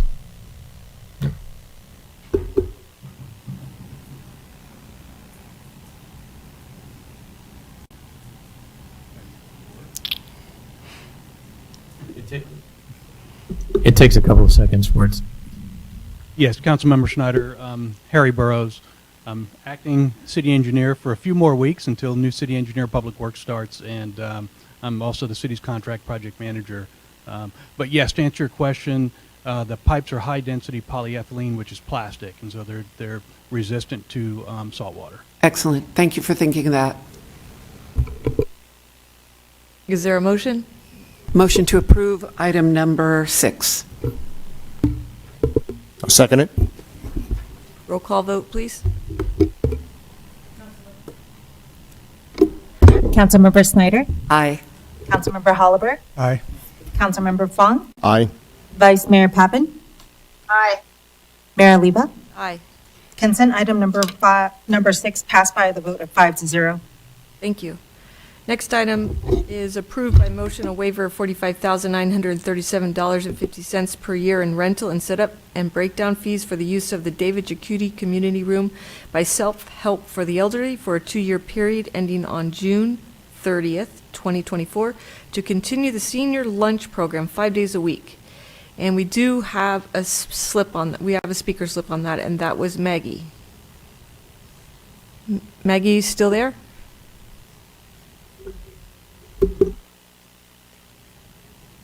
Yes, I'm here. Good evening. I would like you to approve this item because recently, yesterday actually, that we have a celebration for the Moon Festival luncheon. And that announcement only come out with a day and a half during a long weekend. And we already have over 100 seniors signed up. So I can see the overwhelming demand or the excitement to having a social event or a special luncheon or luncheon to get together. The seniors looking forward to mingle with their friend and their friends. So that's why we are requesting to extend the service day from 3-day, Monday, Wednesday, Friday, for 3 hours to Monday to Friday. And that's the part of the reason that probably the cost is higher. And then I'm just hoping that our senior in Millbrae will have a quality of life and more enjoyment, and I hope you consider it. Thank you. Thank you, Maggie. Speaker Wayne Lee. Thank you, Madam Mayor. Just to supplement what Maggie has to say, Self-Help for the Elderly is also subsidized by the county senior programs to help feed and provide exercise for seniors. And basically the idea is to bring more seniors mobility, keep them healthy, mentally healthy as well. And it's open to everybody, so anybody can go. and it's only, I think it's a nominal $3 for lunch if you want to. So there's dancing, there's art, they're taught, some are taught English. So it's a great program, and it's a great program for Millbrae, and people come from all over to that program. It's not just Millbrae people, but because the county helps subsidize it, it's also a false multiplier for Millbrae. So, and it's a win-win-win for us, and it brings a lot of notoriety to Millbrae. This program is very successful in San Mateo, and San Mateo is going to be closing their rec center, their senior rec center. So hopefully we get that program here, and then we can supplement our senior program. Thank you. Okay, I don't see any other hands raised. I do see one more hands raised, Mayor. And I do want to announce that the City Council received 2 emails on this agenda item, and it was shared with the full City Council today. Thank you. I do see one. It's under the initials YY. I'm sorry, Mayor. Since my email is down and out, I didn't see those. Were they support or against? And answer. There was neither. They just had a series of questions regarding how many lunches were served and what the percentage of the Millbrae population was directly served. And Thank you. We do have that data. We have been keeping the data for over 2 years when the City Council approved the first contract for the senior lunch program. Self-help for the elderly has been keeping that data daily, and we do have that information if the council is so desirous. You want YY? Thank you. Hi, I'm sorry, this is Margaret Fong. I use my family's computer to talk. Can you guys hear me? Yes, we hear you perfect. Thank you. I echo former Mayor Ringley and Maggie Mui's comment about opening up Southwell, renewing its contract and opening it up from 3 days a week to 5 days a week. During the pandemics, I saw that our seniors has been extremely isolated. They need a place and an organization or even a platform for them to socially gather together and just interact with each other. I see that the program we have in self-help is serving a great deal to our senior community. I highly support this program, and I urge Council to consider renewing the contract as well as extending it from 3 days to 5 days a week. Thank you for your consideration. Thank you. Let me see if any other public. Annie Chung?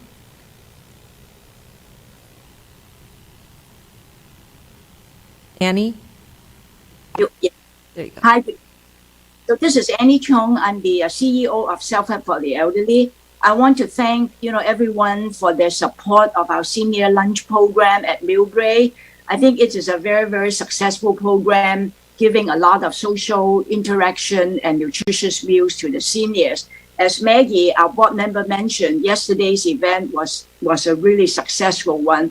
And I think that the pandemic had caused a lot of isolation among our seniors. So we look forward to having a 5-day meals program at the Millbrae Center.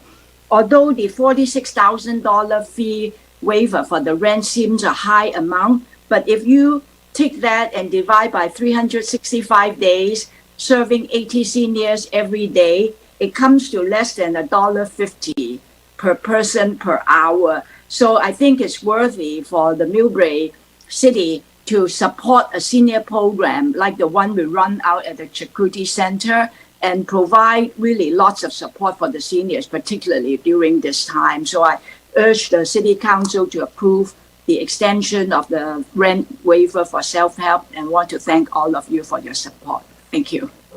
Thank you. And I think I saw Jean Wong. Jean? Maybe not. Let me check. Yes, Jean. Oh, okay. Thank you. I didn't realize I had to mute myself. Good evening, Mayor, Council members. And it's wonderful that everyone can be together in the same place for a meeting these days. So as soon as I get a chance, I will be there with you for our next meeting. I was one of the people that submitted comments on this particular item 7. And while I support the program, I did have a lot of questions, and I really would like to have those answers, those questions answered tonight, if at all possible. I know City Manager Tom had sort of mentioned that there are statistics and so forth, but it would be nice if that could be shared with the public tonight. And I did have some questions. Well, for instance, whether or not the subsidy that we had received from the county is still being received. The staff report did not address that. And there were a couple of other questions too that I think would be beneficial for the public to know. Is there any way that those questions can be answered tonight?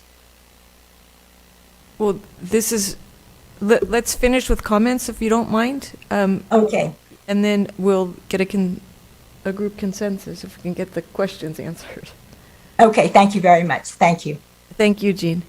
I don't think any more comments from the public here, but I see Vice Mayor Pappin's hand raised. Thank you, Madam Mayor. I think it is reasonable to answer the questions if they weren't answered via email already. And I've seen this program in action for years now, and it is an amazing program. And thank you, Annie, the CEO there, for breaking it all down. There really is such a huge community benefit. It is open to everyone in our city that wants to go to the event. It's not limited in any way. So if you haven't seen it, it is really a huge benefit to not only our city, but it's been a benefit to the city of San Mateo and many, many others. As far as a community benefit, you really need to see it in action, because it is amazing to see everyone interacting and getting an opportunity to share a meal together. So if we could answer the questions, that would. I think that I think it might be a little bit skewed to answer the questions. I mean, they have just come out of COVID, so to ask some of the to gain some of the statistics over everybody that was shut down for the last 2.5 years it's going to look like a failure because we haven't served lunches until Mimi Lee's here. Mimi, when did the program start up again? We were in the senior advisory committee maybe 2 months ago. June. So it started again in June, and like Maggie had revealed, the weekend said, okay, let's celebrate the Lunar New Year celebration, and I could witness to it. I did go to the luncheon for a short period, and our community facility was full. It was full of an amazing amount of people having lunch there. And they had music and food and a presentation. It was fabulous. So I'm good on presenting statistics if they exist, because I'm not so sure that it's fair to ask for how many people do we serve. Well, Annie Chung, if you could probably answer, or Maggie can answer, how many lunches did you serve last week? That's about as recent as we have as for statistics, and I would say there had to be 90 people in there at least. More than that, Mimi Lee says.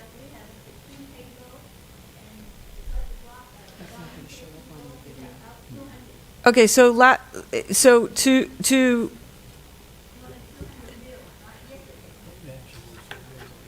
this is data? Okay. So the month of June 22, the number of total meal serves was 351. In May, 248. In April, 295. March, 247.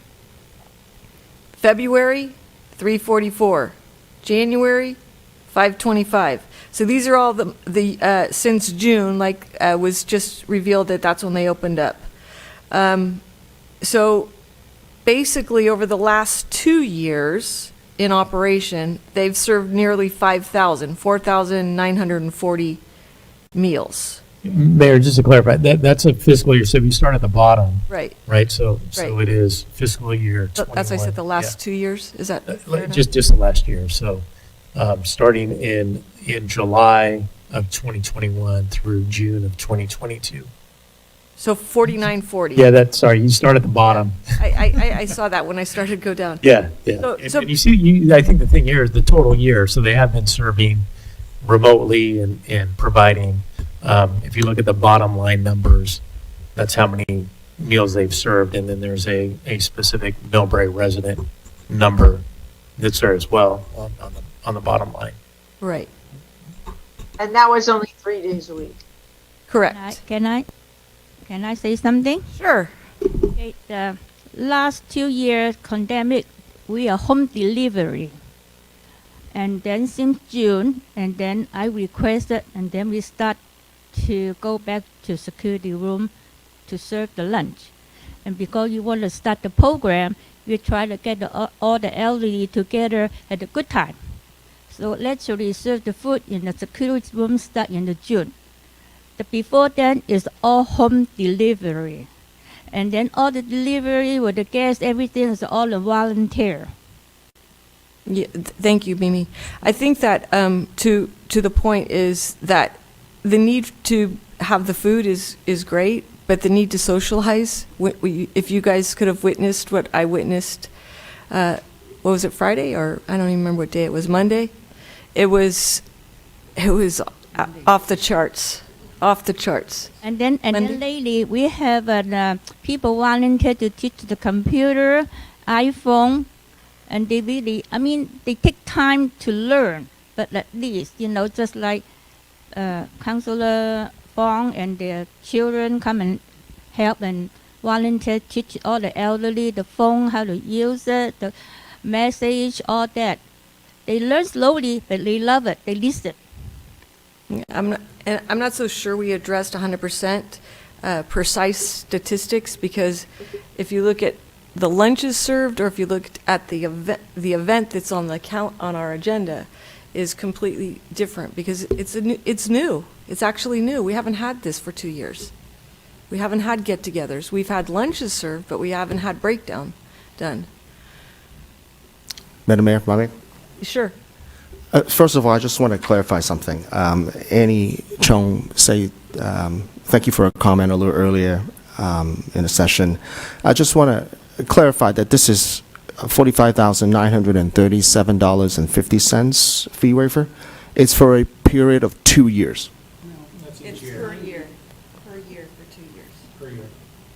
For a 2-year period, ending on the per year basis. Okay, right. First of all, I will say the COVID has been since March 2020. We're now September 2022.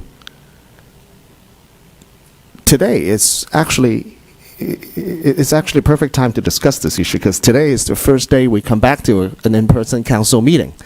In fact, myself, as an elected official, this is the first time I sit in this chair, in this chamber, to meet everybody. Imagine what impact has been to our seniors, and that they were not able to congregate, they were not able to gather. It's been a difficult 2.5 years for everybody, especially to our seniors, when we know we have a huge population of seniors in our community. The dollar amount does not even come close enough for us to express how much we thank our seniors, who has been given us so much in the past for years and years of volunteerism and being in our community, first of all.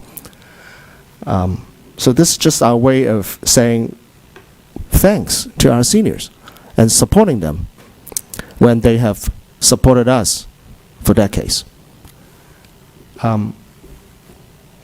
Another way to look at this is that this is, if you look at what happened on Monday, and some of our council members were there during that lunch program, our seniors are happy. They're excited about coming out and wanted to meet, wanted to see their friends. They've been waiting for this. And finally, the opportunity is here because we beat COVID together. So this is the time to celebrate our success as a community. And last but not least, and I will give a shout out to Asian Pearl, who donated the food on Monday. This is a true community effort where local businesses are taking care of our members within our community locally. So with all of this, you know, and one more thing I just wanted to say, I can't help but to say it. We're hosting this in a new community center. And the purpose of building the community center is to bring people together. Exactly. And this program is to bring our people together. Right. And we've done it. So I cannot express my gratitude enough to all those who involved and volunteered and make this happen. The volunteers who served the meal, the businesses who donated the food, and we're just doing our part in the city to make sure that we say thanks to our seniors who has given us so much. And that's what I want to say, Madam Mayor.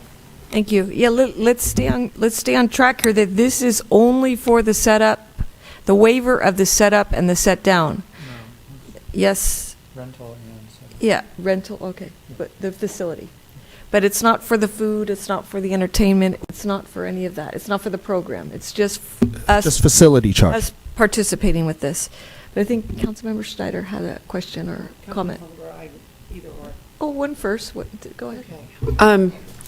I want to approve this. However, I think it's setting some precedents, and I normally don't scold staff, but I found the staff report incredibly lacking in information. So I had my own set of questions, and the city manager, I really appreciate this. I'm very happy to know that the majority of the meals served are to people in Millbrae, so it's serving people in Millbrae. That should be in the staff report, and that should be in all future staff reports. But what I did read in the staff report is that Self-Help for the Elderly has this in 15 community centers around the Bay Area, and that's great. But what should have been in the staff report is, do they get the fees waived in every one of those community centers? So are we being treated the same way as the other cities are being treated?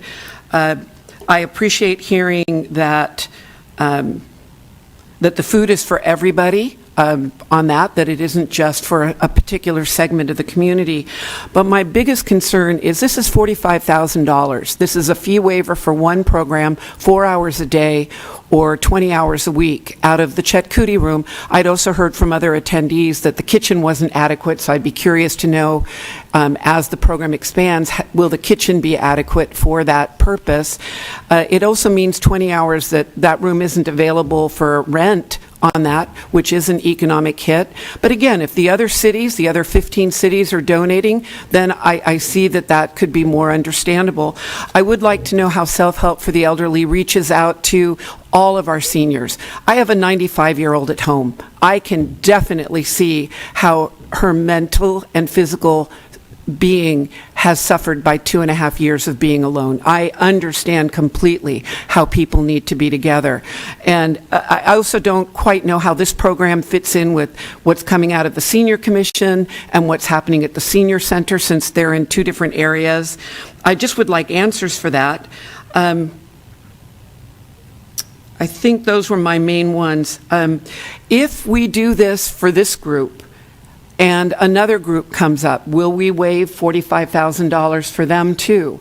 Will we waive it for the third group that comes up and the fourth group? So it isn't, I don't want to sound like I'm picking on Self-Help for the Elderly. This is significantly more than the $10,000 or so that has been asked in the past. Granted, you're going from a couple of meals a week to 5, but I would feel more comfortable if the staff report had more information, so we're making a good informed decision. But I think that this is setting a protocol for the city that any group that comes in and is serving some kind of meal here could ask for the same $45,000 waiver, and then where do we stop? I am a volunteer, or have been a volunteer with Peninsula Volunteers, who does Meals on Wheels. I asked the city manager today if we, the city, donate to Meals on Wheels, which brings meals to people that are stuck at home, they cannot leave home. Are we equitably sharing the food service program? This is more complicated because it's including exercise, which is terrific, and it's including socialization and computers, and I'm really hopeful that YAC is going to come up with a computer program in the community center. But let's not mix different things up. This is a waiver for the use of the Chetcuti Room, and it's a really big dollar amount. So just tell me where it compares with the other 15 cities and what we're going to do when the next entity asks for the same waiver. Thank you, Council Member. May I? Yeah, Councilmember Holliver had something to say first. But he is not a councilman. Yeah, he can't respond. Yeah, he doesn't represent Sorry. the group either. No. Thank you for those comments. This is a great organization that has done a lot of terrific work both in Millbrae and in other cities, and especially through COVID doing the food distribution that was really addressing a major need in the community. And before that, the in-person lunches, and now I'm glad to see returning to the in-person lunches. That being said, as has been mentioned, this is a big ask in terms of the dollar amount compared to what we've seen in the past. And I would like to support this as well. One question I have about it mentions the rental fees as well as the setup and breakdown fees. And typically, I think, with the Lions, for example, and other groups where we waive the setup and breakdown fees, that usually means that the group is doing their own setting up and breaking down, not our own staff. Do we know if it is self-help for the elderly that is doing that and not our recreation staff? Yes, my understanding is it is the self-help for the elderly staff that does set up the room and breaks the room down, and they do all of the, cleaning of the room and dishes and that type of thing. Okay, thank you.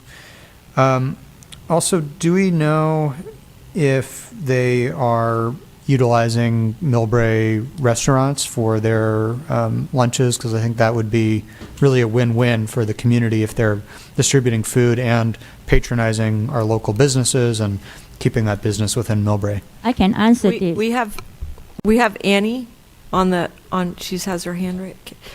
Annie, did you want to answer that question? I like to, answer some of the questions that have been raised. Thank you, Madam Mayor and City Council members. So first of all, this operation, the 5-day senior center's budget for the year is around $222,000 a year. And the breakdown roughly is we ask for the rent waiver of the $46,000, but the county of San Mateo is also contributing about $11,000 to the budget, and our seniors themselves give a donation of $38,000. So the meal costs are catered, from a South San Francisco caterer who catered almost like 3,000 of self-help meals. So we have the advantage of the volume because we're only paying, about $5 or maybe $5.30 per meal because we have a large volume with this caterer. So the food cost alone is $86,000. So if we add up the operating budget, Self-Help for the Elderly has to subsidize around $127,000. So we do it via fundraising. We continue to go back to the county to ask for more funding if they have. And that's why, to increase the 3-day program to 5 days, we are ready. We're doing a big gala, we're doing a big walkathon this Saturday. All this is to support our seniors so that they have adequate meals and activities. For San Mateo Center, we charge $1 a year for rent. for 6,000 square feet of space inside the central park, the clubhouse. And that's how the San Mateo City supports the senior lunch and activities program there. The numbers may seem low, but during the pandemic, a lot of the seniors really get their meals through the home delivery mode instead of being in dining. But when Alex is online, he's also a resident of Millbrae, so he could also answer some other questions if you have. But since we reopened the center, I think that the 40 to 50 average number of seniors coming into the Chetcuti room to have their lunch and their socialization was pretty good. Because in San Francisco, where we run about 11 or 12 centers, when we open the site, there's less than 10 to 15 elderly that are coming in because they're all still very leery of COVID. So they rather pick up the meals and use, eat it at home. But I thought that the Millbrae numbers are spectacularly high. And yesterday's success really showed that the seniors have been penting up for a long time. And they, they know that they're still exposed, right, to the COVID. But with vaccinations and keeping all the health protocols, they really need a chance to come back to see their friends, have some socialization, continue to learn, whether computer classes or other activities, and be able to participate in this nutrition program. So in San Francisco, we're in 3 clubhouses run by the Rec and Park. And for 20 years, they gave us rent free. And after the 20 years, they charge us, a very, very low amount for monthly. So I think that we're not just asking Millbrae to give us rent free. We're asking a lot of our other partners to do the same thing. So those are my answers to some of your concerns and your questions. Can I add on something? Are you finished? No. Oh, let's let Ruben finish, okay? Well, thank you for those responses. I think when the question came up, I saw some head nodding here on the dais, that I think there would be support from the council to help patronize some Millbrae business. I understand you get a bulk discount from the caterer that you use, but we have a number of restaurants here in Millbrae. We have a variety of different types of food, and I think it would be great if you're going to be having the service 5 days a week in Millbrae, that maybe at least a couple days a week you're patronizing Millbrae businesses and providing some variety to the recipients of the program. Okay, right now is an NSA and our catering from South City, because there's a contract. We have 5 days, so we have 2 days open. We can use the local restaurant to do it. Just like yesterday, and Pearl Harbor, they donated all the food to us. And then the flower shop, they just opened today. They give us the flower and for the table, and then they give a real nice display flower for the price. I personally, I had a good friend, they buy the moon cake for everybody. And that is the moon vegetable for Chinese. We have quite a few local people support us. So the other thing is, we serve 3 days a week. When something happens, home delivery only Monday, Wednesday, Friday. You have 5 days a week, they deliver every day except Saturday and Sunday. So it's a big help for the senior. And council and Slider, your mom need to deliver the food. We're really happy to deliver every day. So. Okay, let's get back. Thank you, Mimi, very much. I'm going to let Councilmember Holliber finish with his. Well, I would like to see that included as part of this agreement, that maybe for those extra 2 days a week, they can be from utilizing Millbrae businesses, because that would be, new business beyond what they're currently doing with their contract caterer that they use. One other question I have is, this is a lot of time that would be occupied in the Chetcuti Room 5 days a week, 4 hours a day for 2 years. So, what happens if there is, somebody else who wants to rent that space?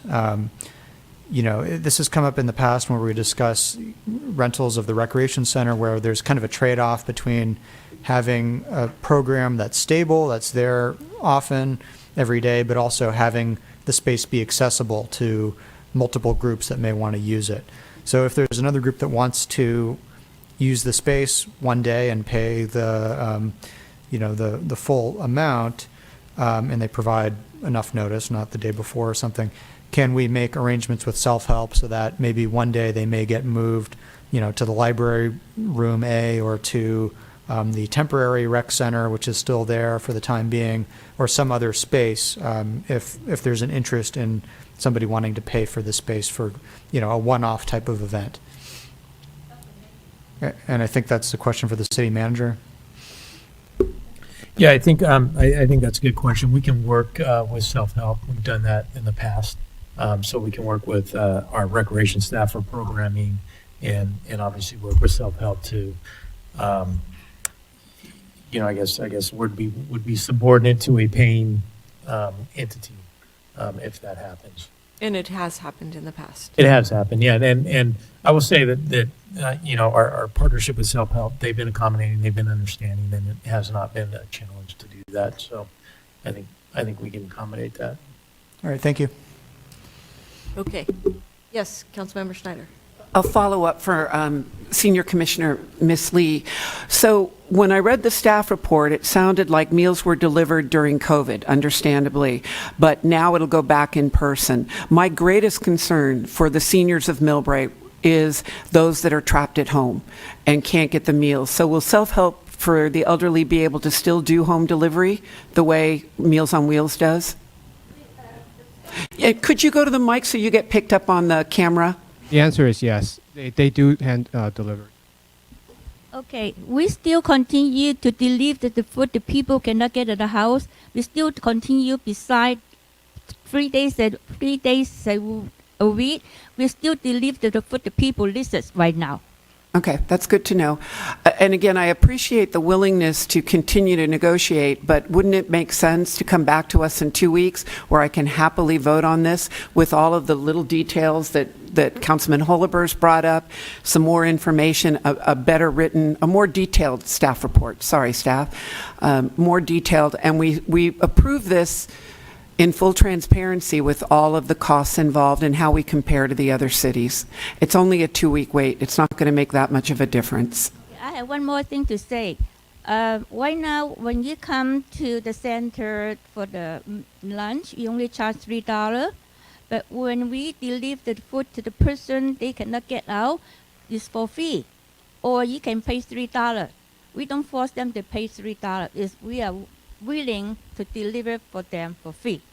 And I think that's fantastic, and that should be in the staff report. That kind of detail. The staff report isn't just for council, it's for the public to be able to read and understand how we're spending their money.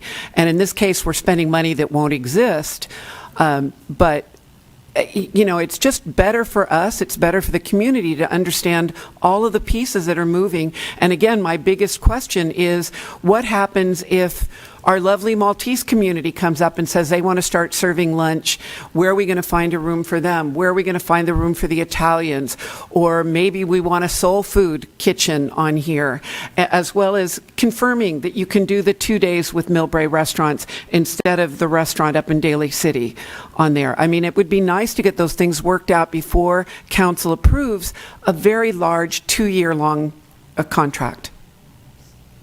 Just to be a little clear here, self-help for the elderly is every group, Maltese and every ethnicity there is.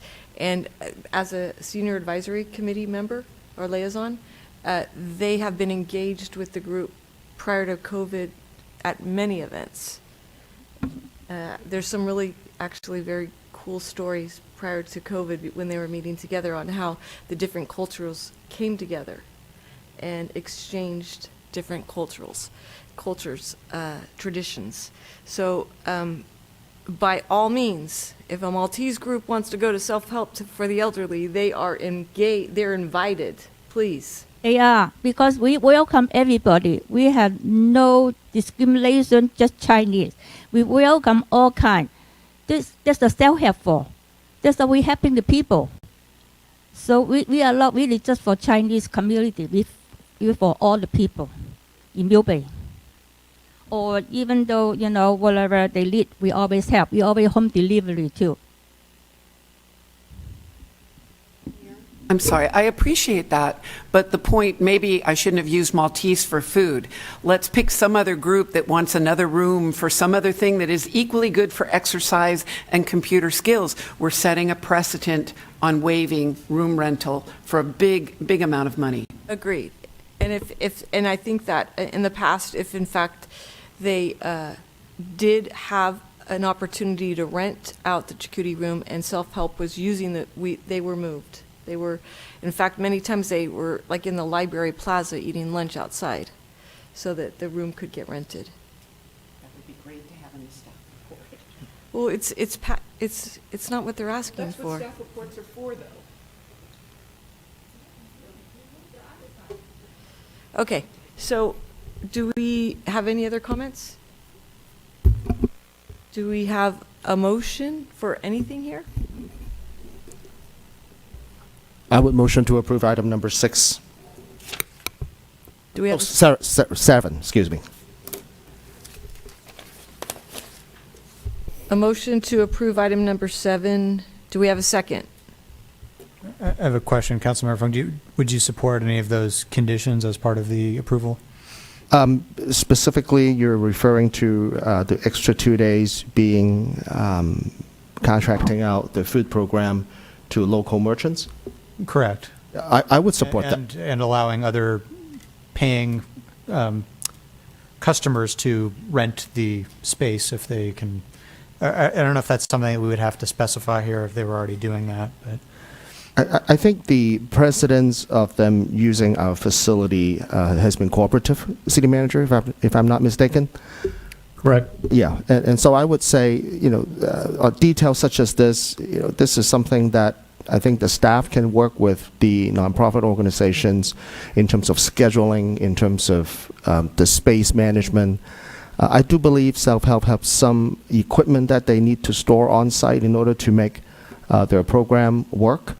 Although I would leave these details to the Park and Rec staff to work with the nonprofit organization. But I do understand how beneficial Millbrae would be if the extra day that we're now approving, the expenses or the tax revenue can come back to Millbrae. And I think that's our spirit of bringing communities together. And buy local, shop local, and enabling our economy to be better and give the opportunity to our local businesses to serve our senior here locally. I would support that. So your answer is yes, that you would support 2 days a week having a local restaurant, and yes, you would ask them to cooperate if in fact anybody else was to pay a fee at the rental of the Chetcuti room, and they would, we could make arrangements on a different facility. I'd be willing to second the motion with those conditions. Question.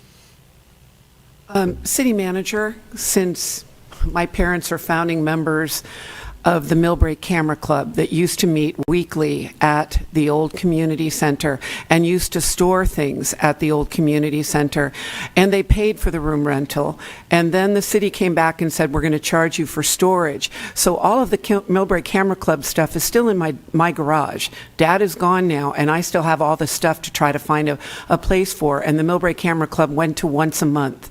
So again, I hear what we're doing here, but you can see where the precedent rolls into other areas. Millbrae Camera Club is one of the last remaining camera clubs in the Bay Area, one of the longest. I think it's 60, 40, 50 years old here in Millbrae, and we price them out of being able to afford our our facilities on that. So again, what we give to one group, we should be equally treating everybody else in. So I can tell that this is going to pass tonight, but it is setting precedents for all the other groups that we want to come back to the rec center. I would love to get the camera club's photographic frames out of my garage because I move them. Oh, every time I have to clean the garage, I've got to move this stuff. This is precedent setting what we are doing tonight. So I hope this goes back to the Recreation Commission and to the liaison there, that what we are doing has greater ramifications than just providing a very good service to our senior population. There are additional costs. Thank you. Okay, we have a motion and a second. Question, Madam Mayor. Perfect. Go. Yeah, I'm sorry. Again, it's quite disappointing that the staff report is lacking. But the modifications that were requested here, is that going to work for self-help for the elderly? Because I think Annie said they work with specific restaurants. It would be nice if they could do some local restaurants, but isn't this motion conditioning requiring specific modifications? I can't tell. Annie is here. She is on, and Mimi Lee answered yes to the question, to the modifications. So I think Mimi's answering for them. Oh, okay. If they're going to be all right with that, and I will point out there's a significant difference. We did talk about 2 days that we don't have the contract. Right now we observe Monday, Wednesday, and Friday with a contract, but I don't know when going to be up. But the 2 days we try to have the lunch with the local meal-based restaurant or catering or something, just like sandwich or just meal-based restaurant. We try to do that. We try to do, because right now we serve Monday, Wednesday, and Friday. Most is Chinese. If some people like some sandwich, we go to sandwich. It's up to the senior what they like to have. Okay, we have Annie Chung and Maggie Mew on both here raising their hands, so I think they're chomping at the bit to answer that question. Annie, would you like to go first? Okay. Thank you, Madam Mayor and Vice Mayor. I do want to say that we are running a nutritious state-funded program, and all the meals have a set menu. You know how 3 ounces of meat, vegetables, and vitamin C, and all of that need to be in detail submitted to the county nutritionist and dietitian to approve all these menus. So we really cannot run a 3-day county-run program and then a 2-day restaurant meals.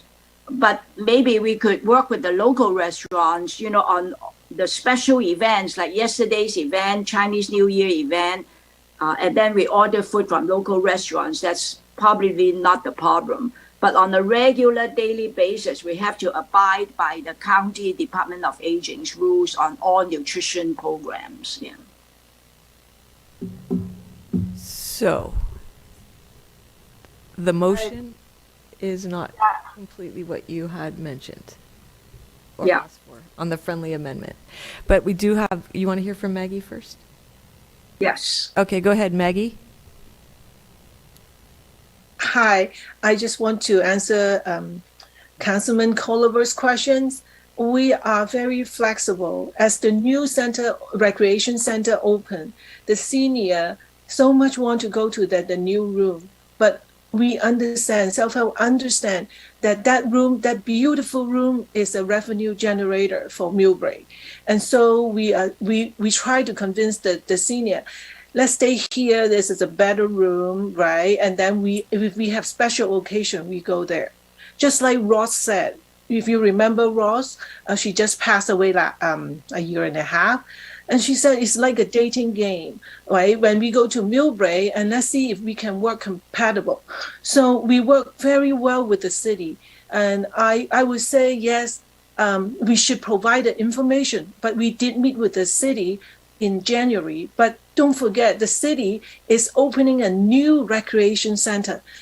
Everybody is so busy, so I understand. But we learn from this experience. We definitely will provide you more detail in the future. And we are flexible to work with the room. Whenever Millbrae can make revenue, we absolutely will do that. And also to answer Councilwoman Schneider, regarding consistent precedents, yeah, I worked in the bank before. Setting a precedent is the wrong thing. But don't forget, is any organization will lose money, $127,000 a year, in order to come to the city to serve the seniors.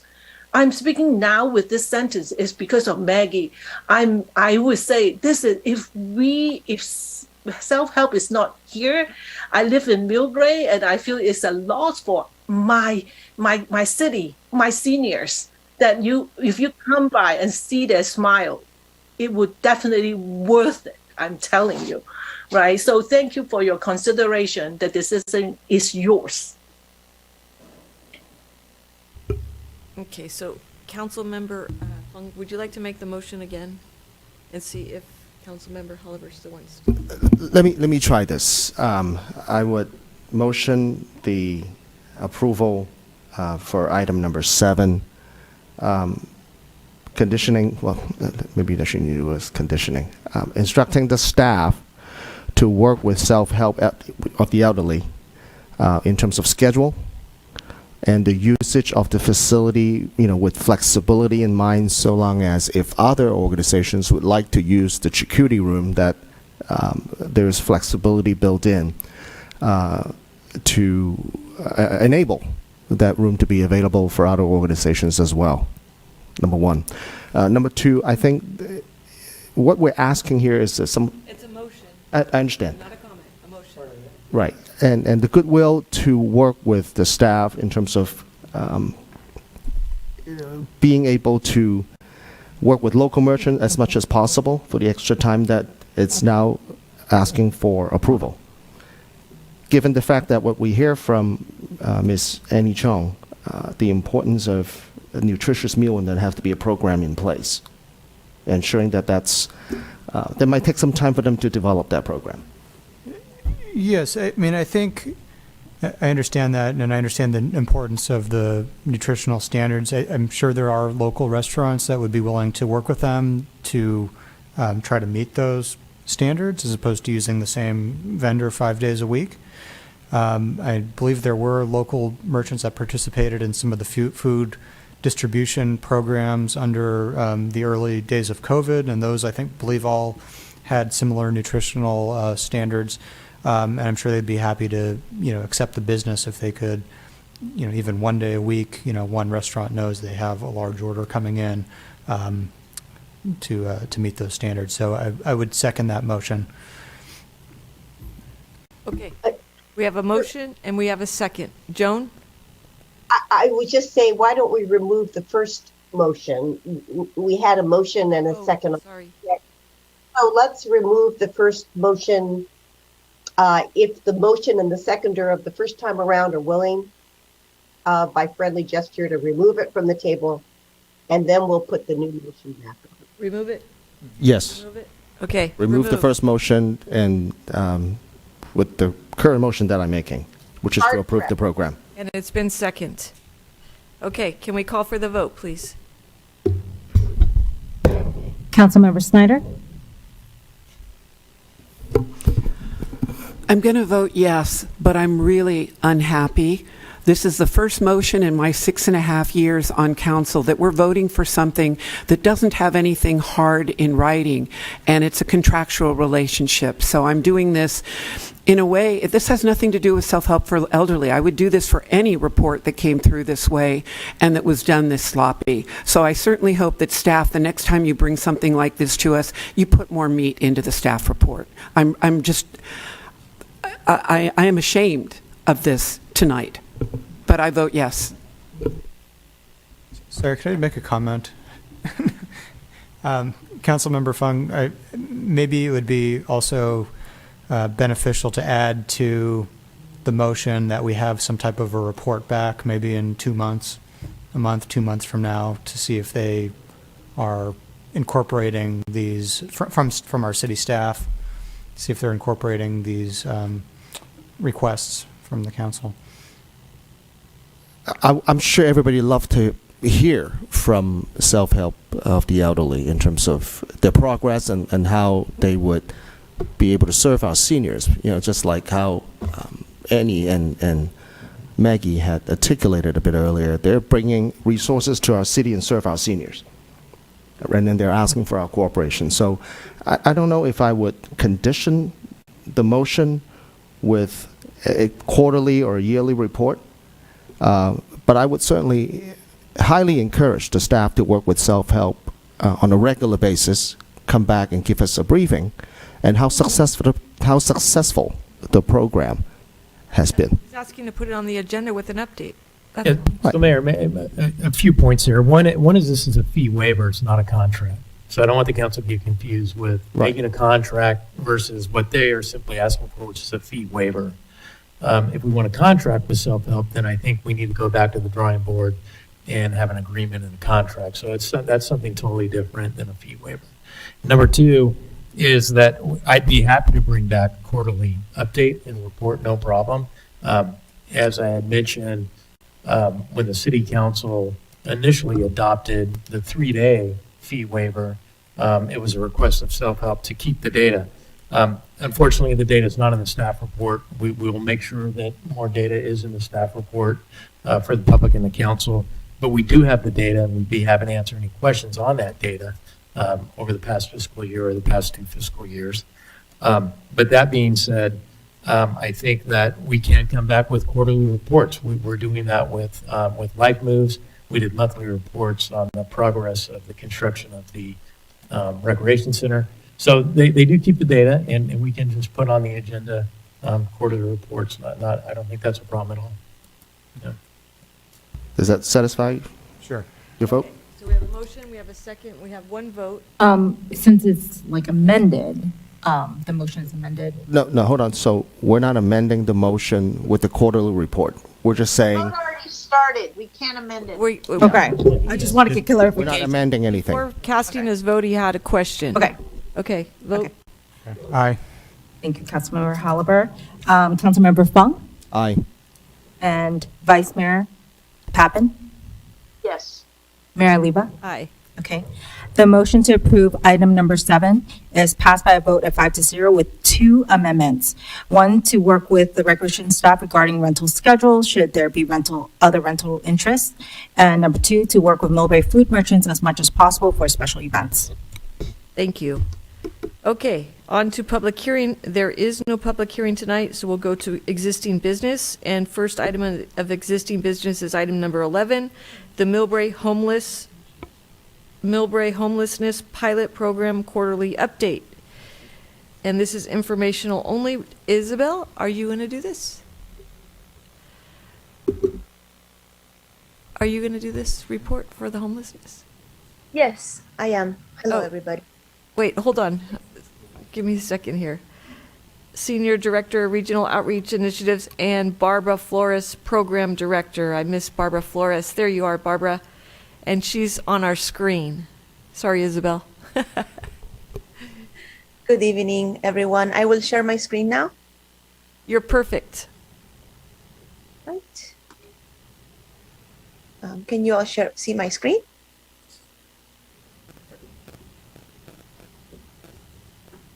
Okay.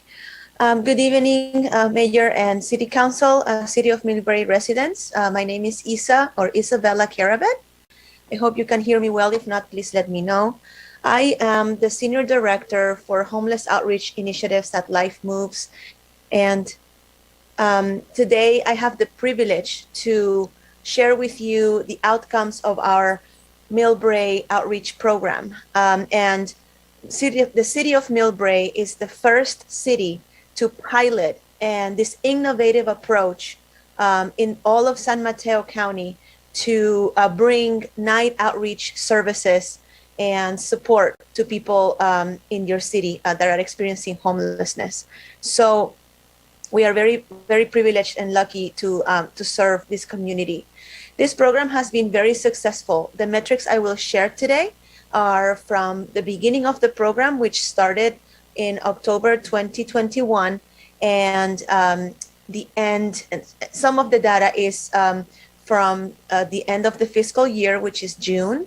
But then this data here that you have in front of you is until year-to-date data. So until from October 2021 through September 2022, almost a year of the program, right? And as you can see, we have overcome almost all our metrics. We have engaged with 117 individuals. We have case managed 31 individuals. We have placed into shelter, temporary housing, detox facilities, and other sorts of temporary shelters, 126 individuals. And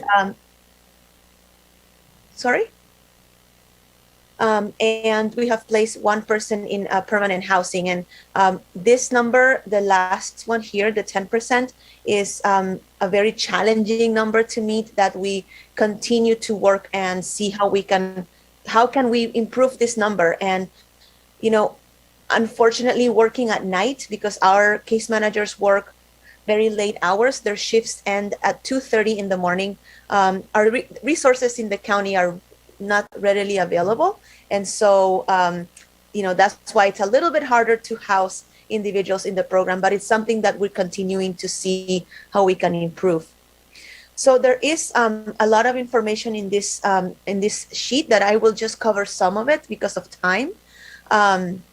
Some of the questions that we asked 50 participants, or our program participants, some questions, and the majority of them, when we asked them, you know, how did you arrive here at the Millbrae bar station? And majority of them is from the BART train, and this is something that we all know. But also a lot of them come from the streets, Uber, taxis, Caltrain, buses, etc. It's not just the BART station, although that is the majority of them. When it comes to which cities they come from and they land at Millbrae, the majority of the people are from San Francisco and the city of San Mateo, going down to San Bruno and South San Francisco. Most of our clients usually have slept outside, so they are considered individuals experiencing unsheltered homelessness. And if we weren't there, 54% of them have stated that they have nowhere to go, they have no idea how to access services, and they would have stayed, you know, they would have stayed unsheltered if it wasn't for our services. The most importantly here is the collaboration that we have formed with partners, right? With the police, with the city staff, with you know, the city manager, Tom, that is so readily available for any needs that we have, the mayor that is there to listen to us. It's just also community organizations that are often ready and able to, you know, listen to our needs. And I think that's the key, the collaborative approach, but also to keeping each other accountable, that if we need something or we say we're going to do something, that it is done, or that we say that needs to be done.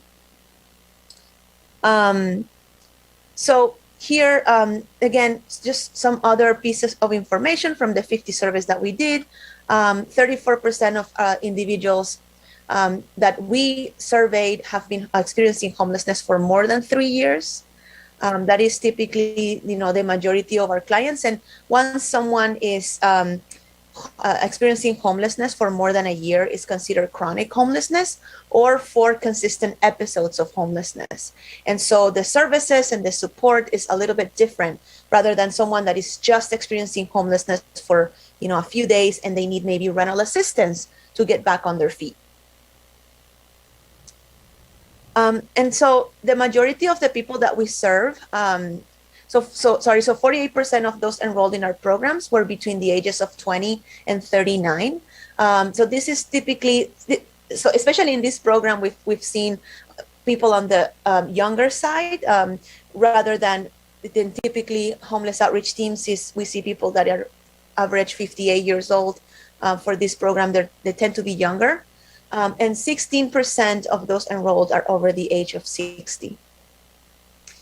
Then I will close with saying that most of our folks, or 55%, self-reported not only dealing with issues of substance use, needing support around that, but also mental illness, and also needing support around that. Some successes that we have, as I said earlier, we've housed an individual who has been experiencing homelessness most of their life, and this was an effort, from the county with CES and other partners. And also we assisted another individual with a chronic drug use, and by placing them into detox, they were able to stay and accomplish their sobriety. And as I said earlier, multiple individuals have accessed shelter. The aspect of this program of it being at night is essential to connecting people. When people are cold, or it's raining, or it's hot, or they feel unsafe, and someone is there, with their arms open, with this logo that says Life Moves Outreach, and we're willing to listen to your needs and help you and take you and drive you where you need to go and be safe, that makes a difference. So thank you to the City of Millbrae for doing this and trusting us, and thanks for your time. Thank you, Isabella. And great, fantastic, beautiful work. I mean, it's amazing. It's so nice to hear this success of this whole program. I know that you've been working with our city manager to see how maybe possibly we can enhance the program, or make sure that this doesn't expire within the county, that we can continue with the funds going forward. But boy, have you guys done a great job. Thank you so much. Vice Mayor. Thank you, Madam Mayor, and thank you, Isabella. The data is extremely interesting, particularly from our perspective and moving forward here. We greatly appreciate all the hard work and effort that you and your team put in, because, I mean, it's so real. And the progress you're making, it's amazing to see all of this. It's really enlightening to us, and this has to be the most successful program. I know others are wanting to talk to you all. So that's a great sign.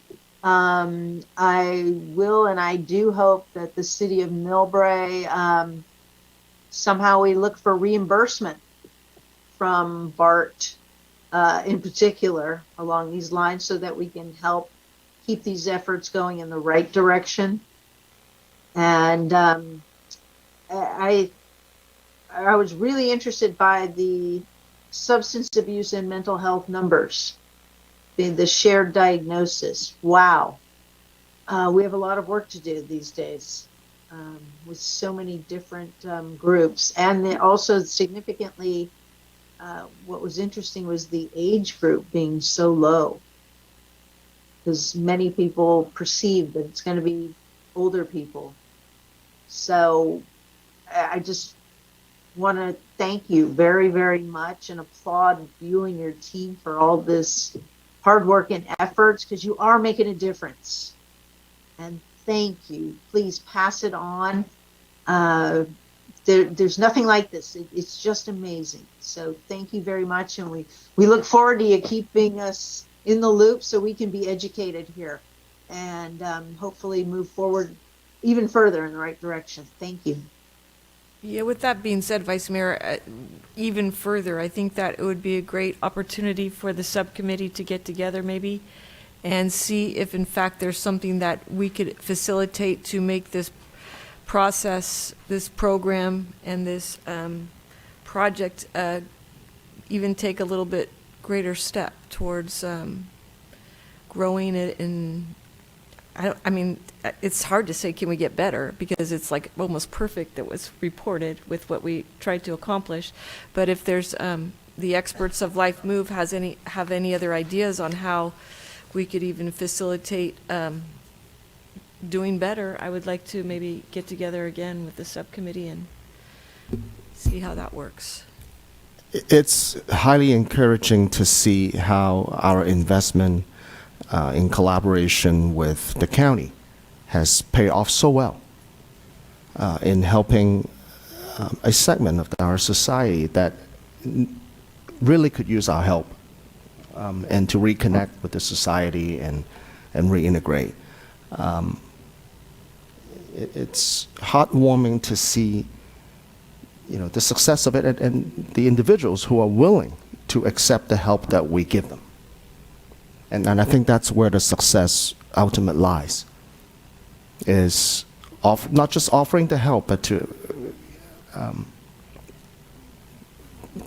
in a way, some takes a little convincing, but some, it's just that makes it so available to them and that so many lives can be saved. And it's a very important effort, and it's a huge undertaking, quite frankly. Over 100 individuals have been successfully helped throughout this program, right? And with such little time. And how long has it been now? 8 months? Yeah, so I think there is a lot of opportunity here for us to really take a leadership role in helping those who needed it the most. Yeah, and I have to compliment our council for all 5 of us and our city staff for saying, you know what, we're gonna put skin into this game, because it was something that we really needed to do, and we knew it. And it wasn't just like the county was giving us this money, because let's face it, Dave Pime came to the rescue here. Yeah. And it was something that, you know, we achieved in our city. It was something that was a priority, and we accomplished it. But it's not done, so, and it's not like a switch that you turn on and off. So we need to continue this, and we need to grow it and enhance it and remain passionate about it. Absolutely, totally agree.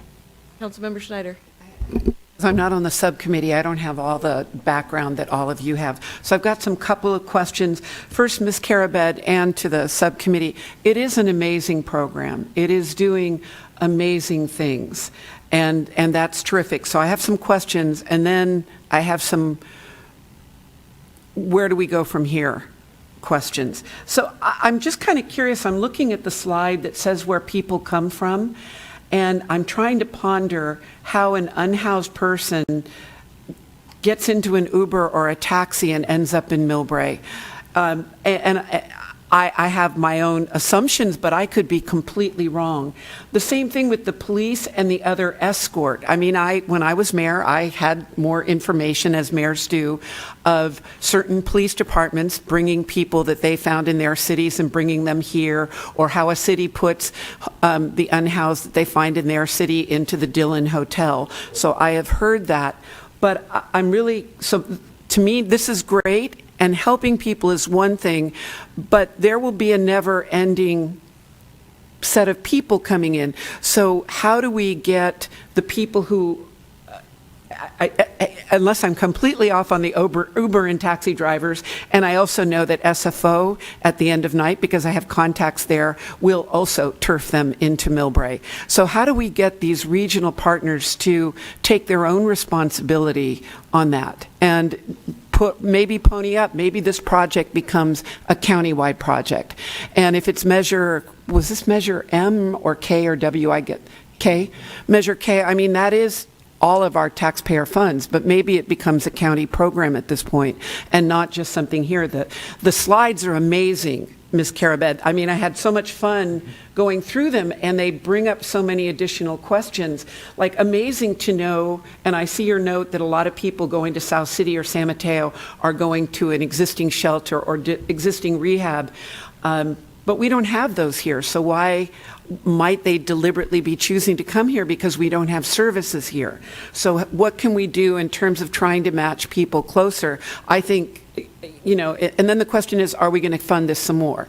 Are we going to give this some more time? And are we going to approach BART and Caltrain and SFO and those other agencies and say, here's our bill on that? I think the program is great. I would support it going forward. But we can't continue to pay for the mistakes and the arrogance of other agencies. So when you say, and I'll have Isabella answer your questions, but what you caught my ear on, this should be a role model for the county. Or the It region. is. It is. This should be across the nation. This is what everybody should be following. What they've done here is exactly what needs to be done.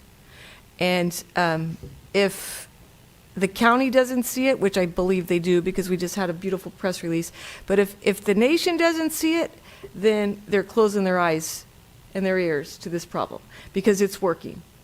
So I'm sorry, but I had to get on the soapbox. No, I agree with you, and but I don't know. 3 of us were down at the League of California Cities. I heard the unhoused workshop was packed. I was at a different one, so I didn't hear that. And I know that County Executive Callagee was there talking about the programs they're supporting. But I don't think they talked about this. But I don't know if the Vice Mayor made that one or if Councilman Fung made that one. Did they talk about this at the League of California Cities? No. But we could talk about it again because there might be somebody out there listening. This model works. I don't know how else to say it. And it took this whole room, this staff, this council people, and life moves. Dave Pine, because the county, if you remember, funded this in other cities, not ours. Dave Pine stepped up for us. So I think that there's just not one person. That's my point. It's a whole team here. And if people don't look at this, and if they're not amazed by the statistics and the hard work, life moves out there right now. And you guys, it's a nice night. It's going to be raining and cold and windy in the next couple months, and they're still going to be out there for us. So as somebody who's not on the subcommittee and doesn't work with staff on it, is it unreasonable when the subcommittee moves forward to talk about how to grow this regionally and really dive into how to grow it regionally? Sure. I mean, I could throw a little idea out for discussion that I talked with Isabella too, and with our city manager. You know, a lot of our constituents or residents see somebody that's unhoused out there, and they're, you know, maybe laying on the street or the sidewalk or in front of Walgreens and feeling frightened, and we've been told, everybody's been told, call 911 or call the police department, and we've had our chief out there.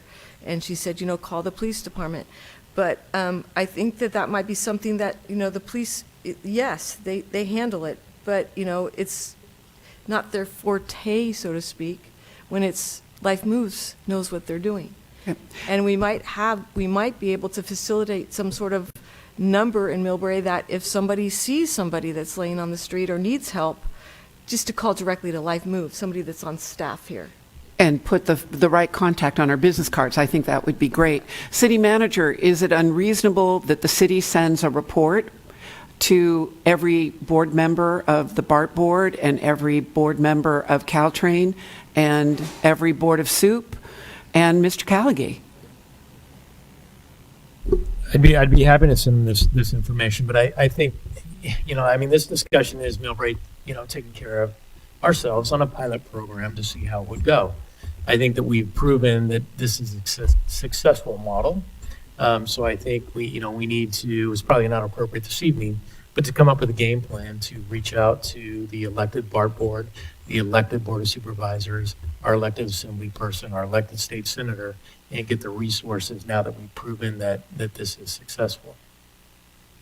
I would like to see that. And whether it comes back to us or not, I trust that you guys can come up with a plan for it. But let's take the information and get it in front of those elected officials. Yeah, we have come up with a plan. I think we're proving tonight with this discussion that it does work. So now we just need to expand it and get our regional partners and state partners and our transportation partners to participate. And we know where the problem comes from. We've proven that. We've got the data. Now we need for them to step up. And Ms. Carabed, when I was down at League of California Cities, I did brag about you. I didn't see the slides yet because my computer failed, but I was talking about you guys because it is a great program. But we shouldn't have to do it alone. We, with Life Moves and a little bit of money that's our tax dollars. Member Holliber? Yeah, thank you. All great comments all around. You know, can echo what everyone else has said about how wonderful this program is. A couple questions. I guess the one big challenge that you've had has been in regards to permanent housing. And you mentioned that it has to do with the hours that your workers are there, but is it also maybe a function of just a limited availability throughout the county? And I would imagine that, the people going into permanent housing first go into temporary housing where they receive case management services. They don't just go right off of BART into permanent housing. So can we maybe talk a little bit more about that? Yeah, your assumption is right. So there's two reasons mainly why somebody may, or we are not meeting, the goal at least of placing 10% or more individuals into permanent housing. And as I said earlier, yes, it has to do with the hours, but it also has to do with the lack of opportunities that not only this program but all homeless outreach programs are experiencing in affordable housing. The other thing is that when this program is successful because it has the ability to place someone into another program that will connect that person to housing, right? So we are like divergence specialists. And so the time to spend with someone really engaging with housing would have to be in the morning, or an additional staff person solely dedicated to following through that very long and tedious process of getting someone connected to affordable housing and permanent housing. Okay, thank you for that. And thank you for all the great metrics that you provided here. I think one other thing that may be helpful as this program continues and continue to evaluate it is maybe some type of metric that tracks, like, how many interactions are there per day, or how many individuals are approached each day, or something like that, because you would hope that obviously the homeless population is very transient, but you'd hope over time, as we're connecting more and more people to services, we are seeing a smaller number of unhoused people each day at the train station, maybe a year from now, 2 years from now. So just a suggestion, maybe some type of metric that tracks something that gets to that effect of, how is this making a difference in terms of reducing the number of homeless people coming in through the Millbrae station over time, would be helpful. Okay. Great, thank you. That's all I have. Councilmember Fung. We do have a speaker slip. Jean Perry?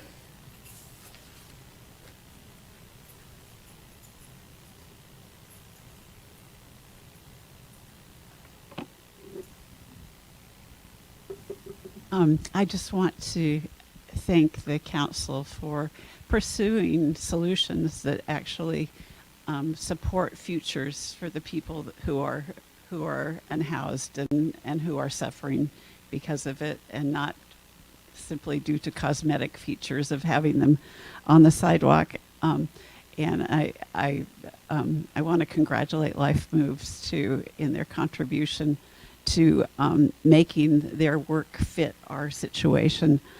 I had a couple questions about the last graphic with the little curly cues that talked about increase in drug use, specifically fentanyl out in the open.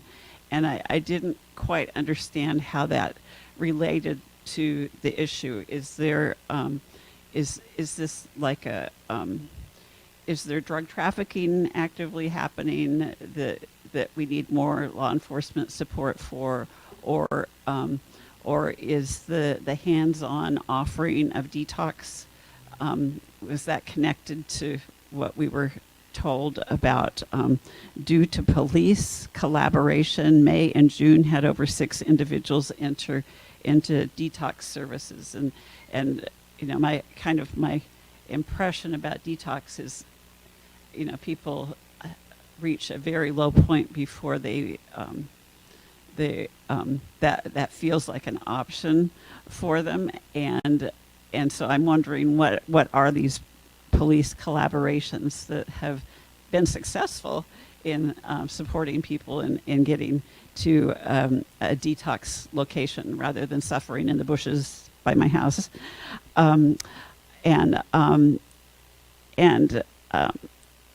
So I just kind of wondered how that fits into the profile of these younger unhoused people that are arriving at our city.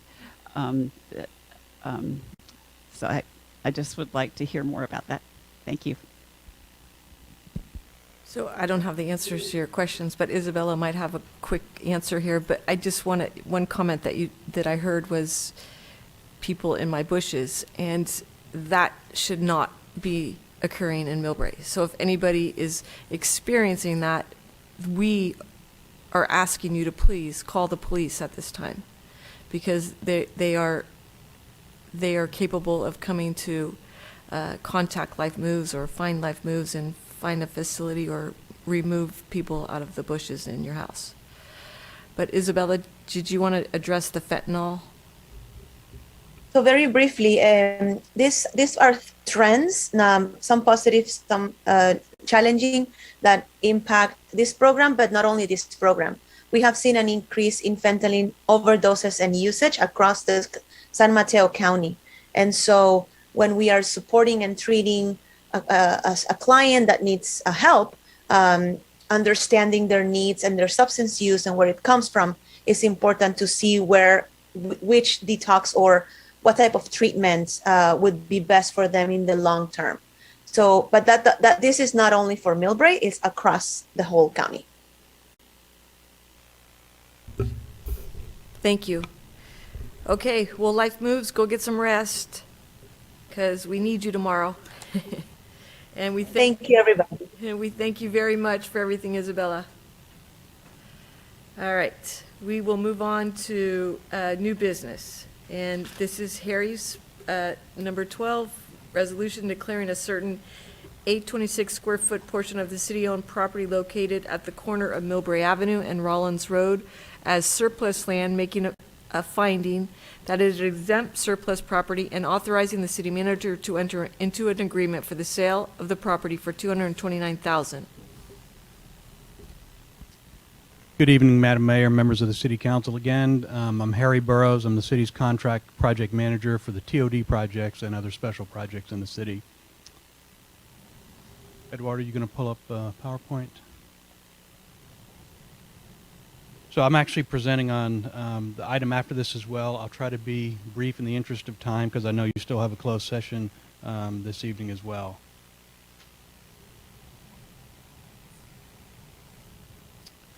Okay, so this item is regarding a small portion of city-owned land located at the southwest corner of Millbrae Avenue and Rollins Road, adjacent to the Alexandria Life Sciences Project. And the Alexandria Life Sciences Project is located at that southwest corner as well. This exhibit that you're looking at right now with the dark black dash line outlines the project. It's 4 buildings. One of them is an amenity building, the building up in the upper left-hand corner of the screen. Project also includes a multi-story garage structure as well in the bottom right-hand corner of the screen. So, per previous discussion with the city, or city council, the city council has agreed in principle to sell a corner piece of this property that houses the amenity building to the underlying landowner. And the reason that that is necessary is that the project was approved by the Millbrae Planning Commission with a portion of that amenity building extended over onto the city-owned parcel. The project also includes a public plaza in the area around that parcel that you can see there in gray, that's labeled as public plaza. And so the very corner of that building extends into the city-owned property, as well as some of the public landscaping, or I shouldn't say public, some of the landscaping, public plaza area, as well as some hardscaping. So at the council's previous direction, staff engaged a professional appraisal firm to determine the valuation of the property. That company is called Associated Right-of-Way Services, that the city has used on other parcels here in the past around the transit area. And as a result of that analysis, a net valuation of $229,000 was determined for the parcel. So to sell the parcel, the city must follow a process under the state's Surplus Lands Act to declare the parcel as surplus and determine that it is exempt from the Surplus Lands Act. So the item before you tonight for consideration is to declare this property as exempt surplus land and authorize the city manager to enter into an agreement for the sale of the property for $229,000.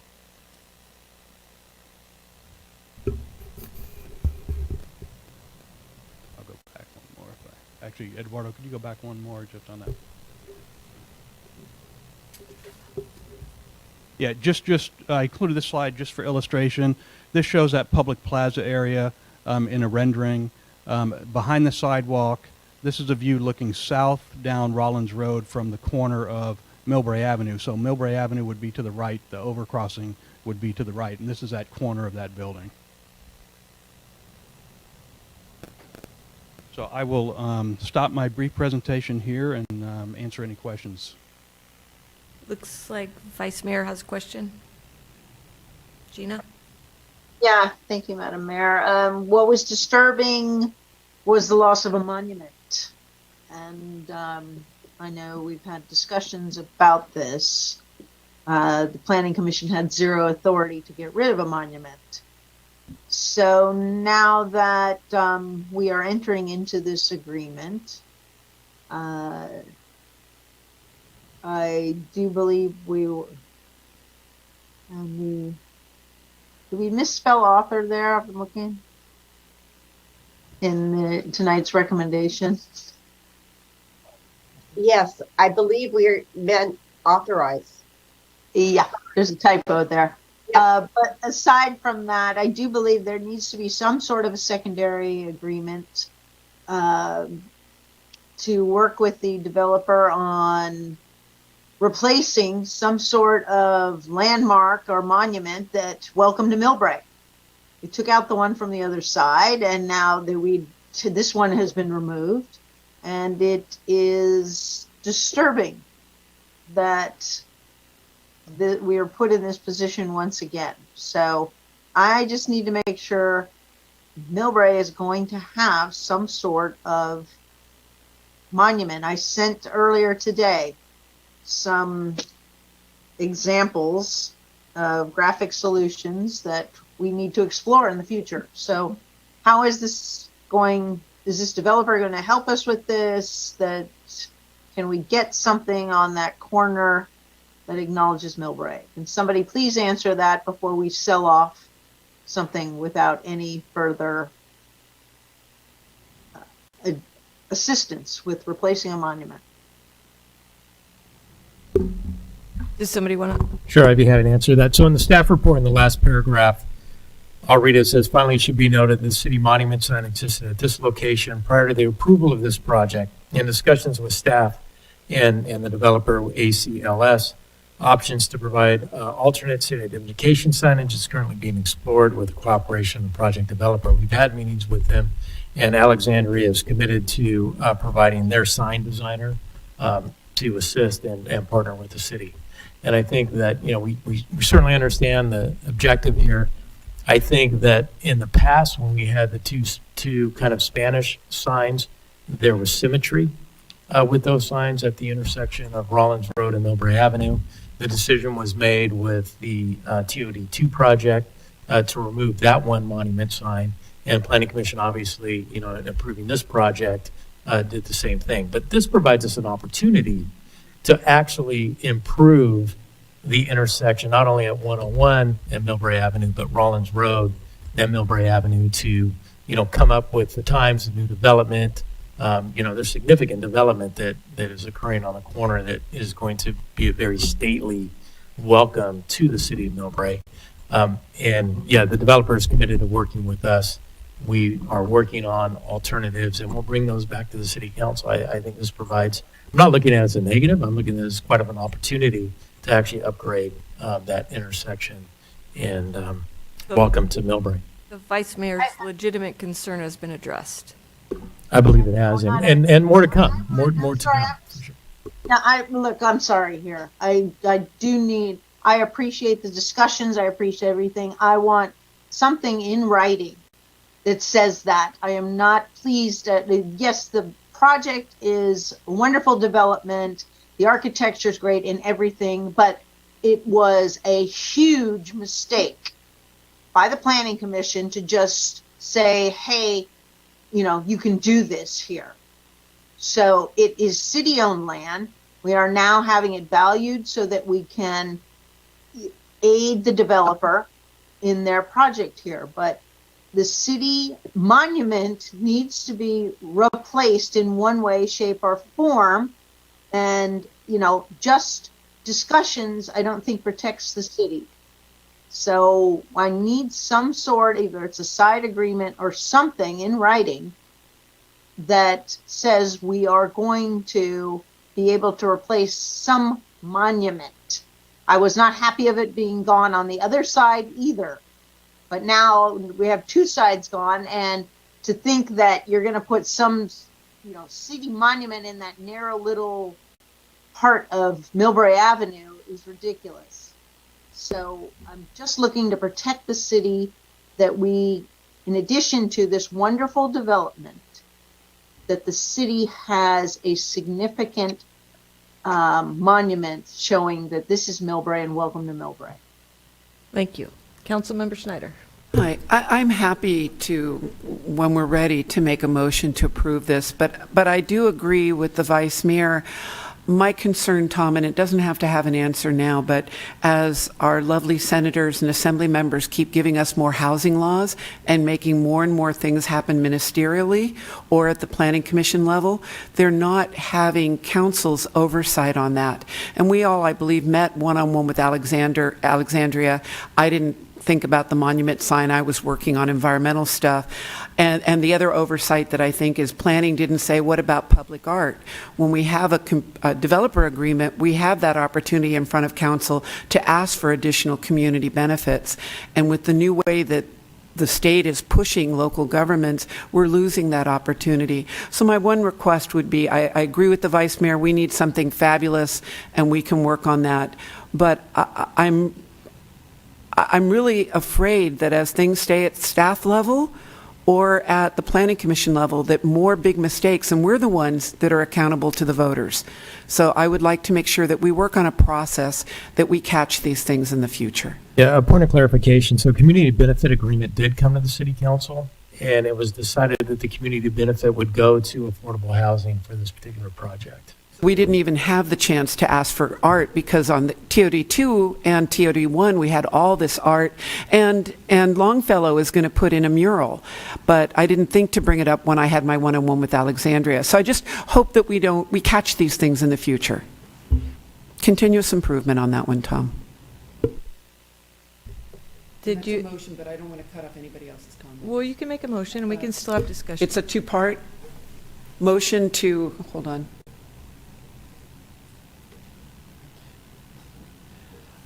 Motion to approve or make the finding that it is exempt surplus property and authorizing the city manager to enter into an agreement for the sale of the property for $229,000. Do you have a second so we can have discussion? Yes. You want to second it? No. Okay, I'll second it. Councilmember Fung? Okay. So in reading the staff report and come to the understanding of how this whole thing transpired, that the plan that was approved was encroaching into city-owned property. Is that a correct statement, Harry? Correct. Okay. And that the monument was demolished was as part of the Planning Commission decision? Is that not correct, Harry?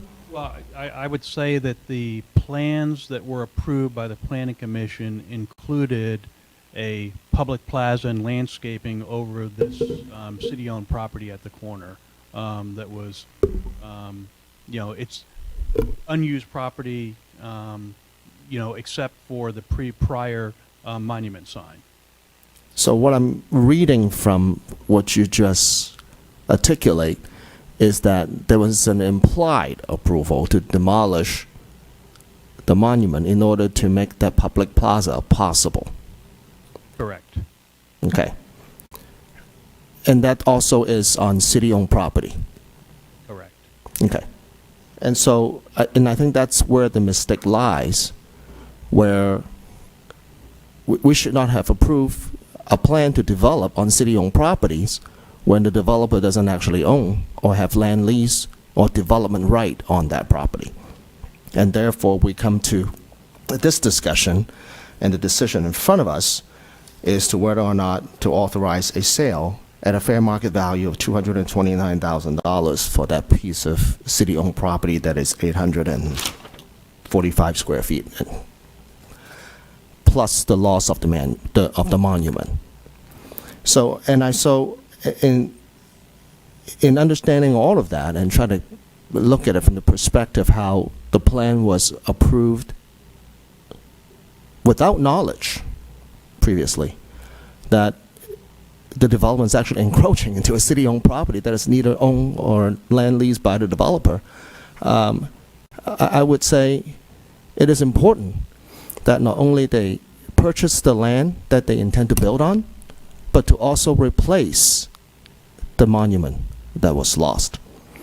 So I would be far more comfortable if the proposal in front of us includes not only a sale of $229,000 in compensation to the city, but as well as a replacement of the monument that is that they can bring back to the city council for approval.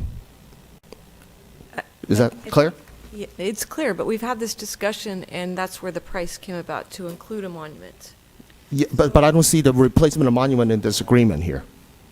That's what I'm questioning. If a monument sign is probably worth $5,000. We're talking about a multi-million-dollar project. If the monument sign is important, then we can go back to the drawing board, or maybe our city attorney.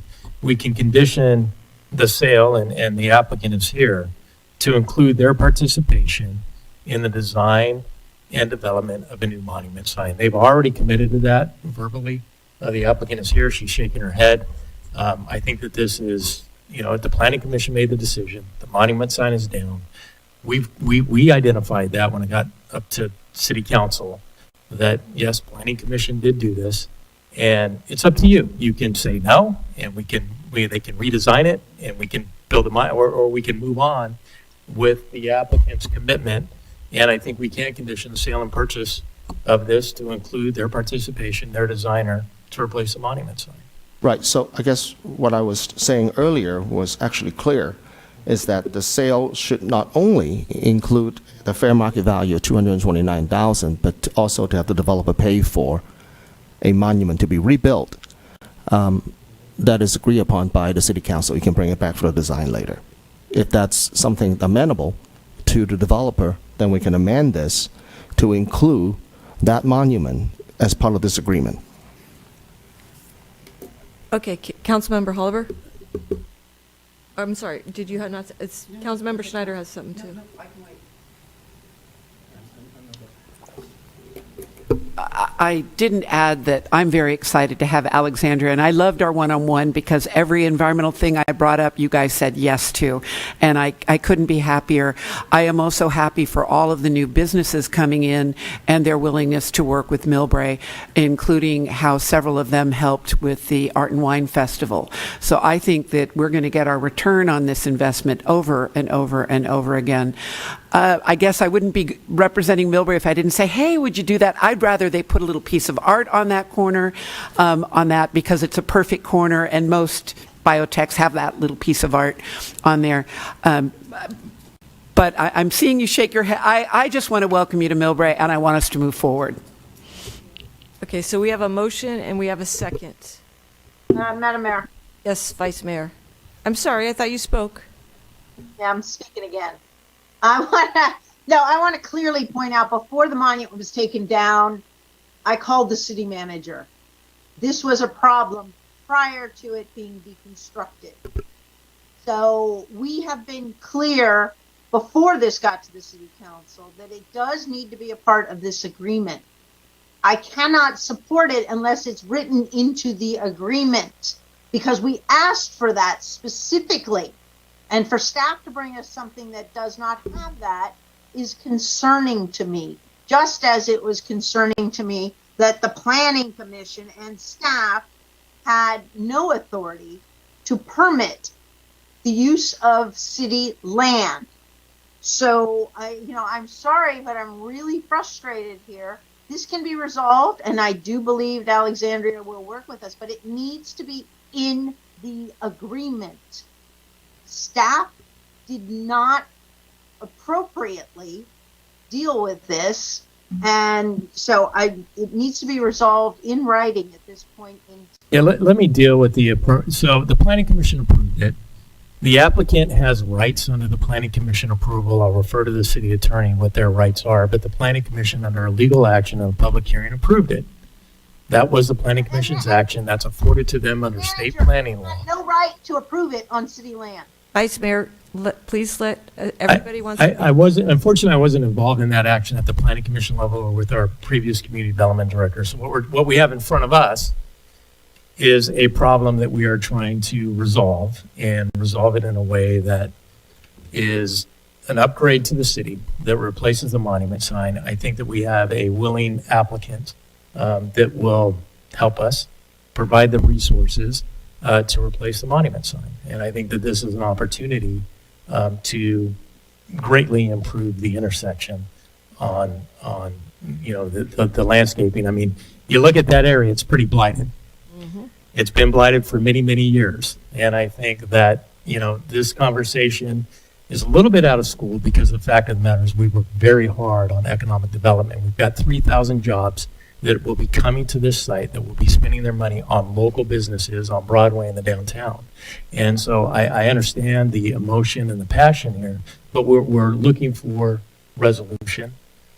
I understand the direction of the city council, and I think we have an applicant that also understands that we're saying we're willing to work. We get it. So if we can condition the purchase and sale agreement to have the applicant, to include their participation in the design and construction of a monument sign, I think that we will then bring that design back to the city council for review. We can have study sessions, we can get community input, but this also provides us an opportunity, like I said, near the Chevron gas station.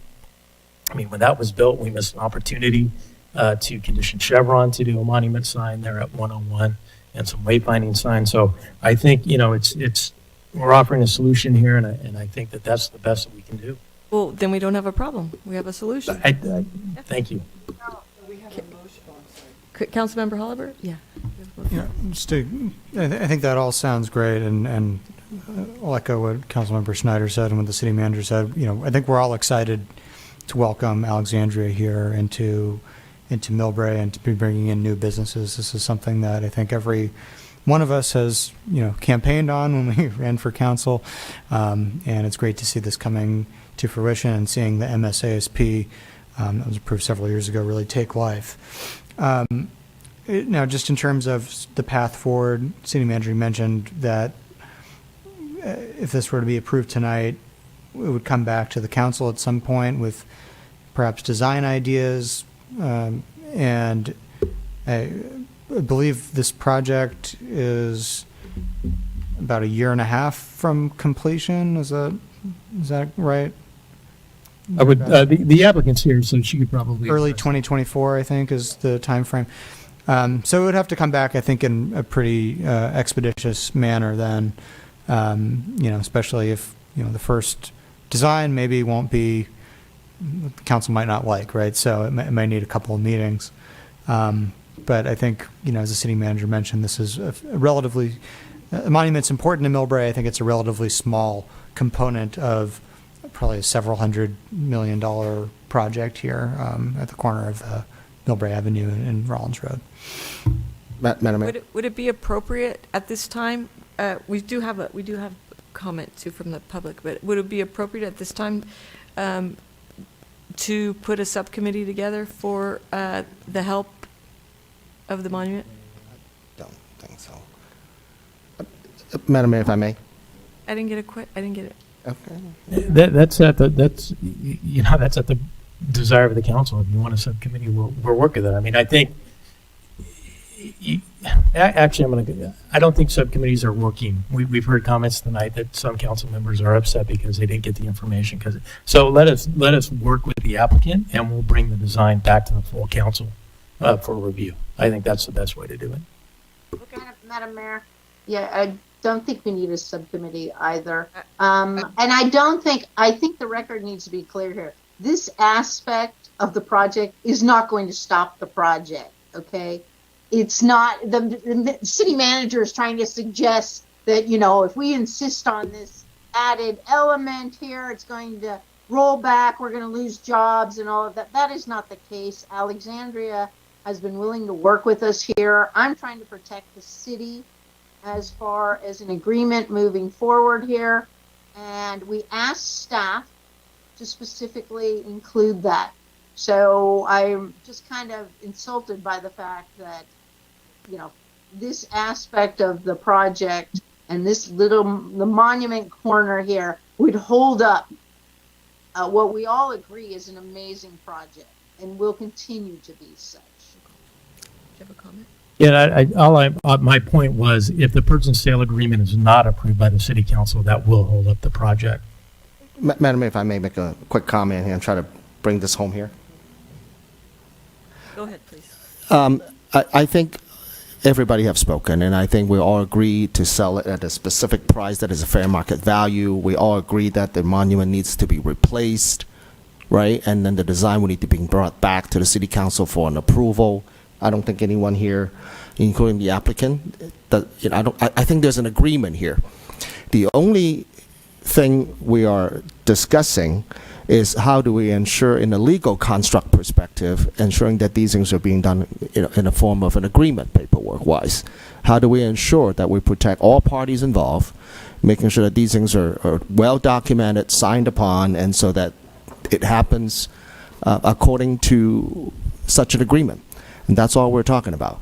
So I would be very comfortable to vote to approve the sale tonight so that we can all move on. If it is part of the agreement here that the developer would replace the monument, that is acceptable by the city council. Okay, we have one more comment that is from the public, and somehow Wayne Lee is virtual now. He was here. Wayne? Wayne?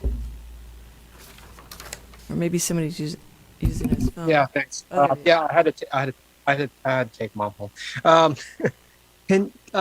Just quick question. I'm pretty sure you answered this, but just for the general public's information, why not lease the land versus selling the land?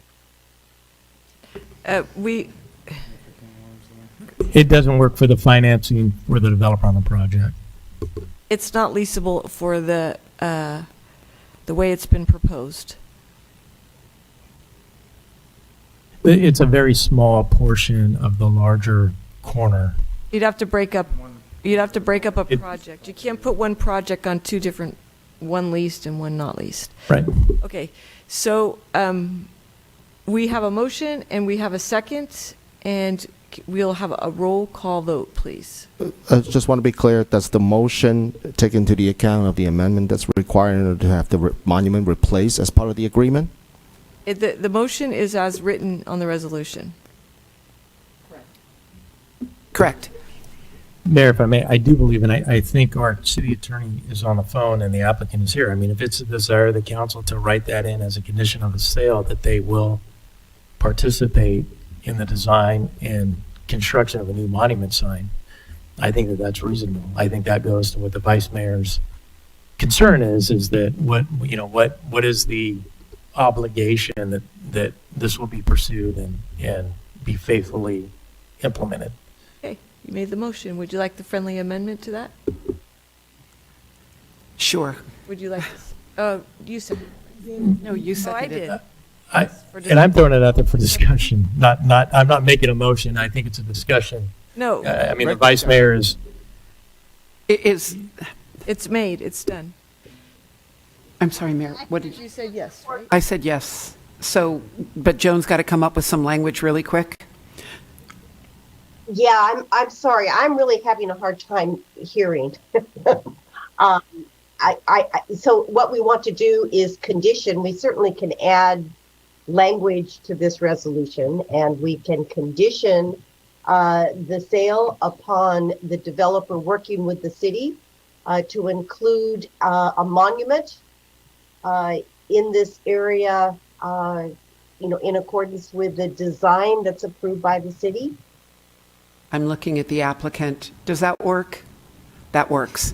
Joan, that language may be a little fancier than that. Do we have to have it we just approved $45,000 with no real language. So to me, this is easy. And I am hearing that the idea is to include in the It's basically putting in writing that the applicant will work with the city on the monument sign, period. Yeah, I'm assuming that this is going to be included at the cost of the developer, right? I mean, right? Yes, the developer agrees. And that's a yes, and the applicant is saying yes. That's what we want to be. Okay, do we have enough language, Elaine, or do you need it? Oh, I think you should ask the vice mayor. Do we have enough language? The idea and the amendment can be worked out later, but as long as the amendment is in there, yes, we have. Okay, so the motion, do you want me to reread the motion or just say with the amendment to be written? Well, yes, with the understanding that the sale will be conditioned upon the developer agreeing to work with the city to incorporate a monument. So my motion stands with the condition, Joan, I'm not sure I can repeat what you just said, I'm sorry. Condition that the monument, say it again, Joan, you said it really well. That the developer will work with the city to include a monument in this general area. I'm looking. That's a thumbs up. Do you want to take the podium so that we're clear instead of doing hand signs and nodding? We're not designing the monument sign over the next couple of months. Right. It's going to happen as it happens with everything else that's happening down there, including Caltran work down there. I think we're ready for the vote. Okay. So I'm happy. You're happy, Vice Mayor, with the second? All right. Can we call the question? Certainly.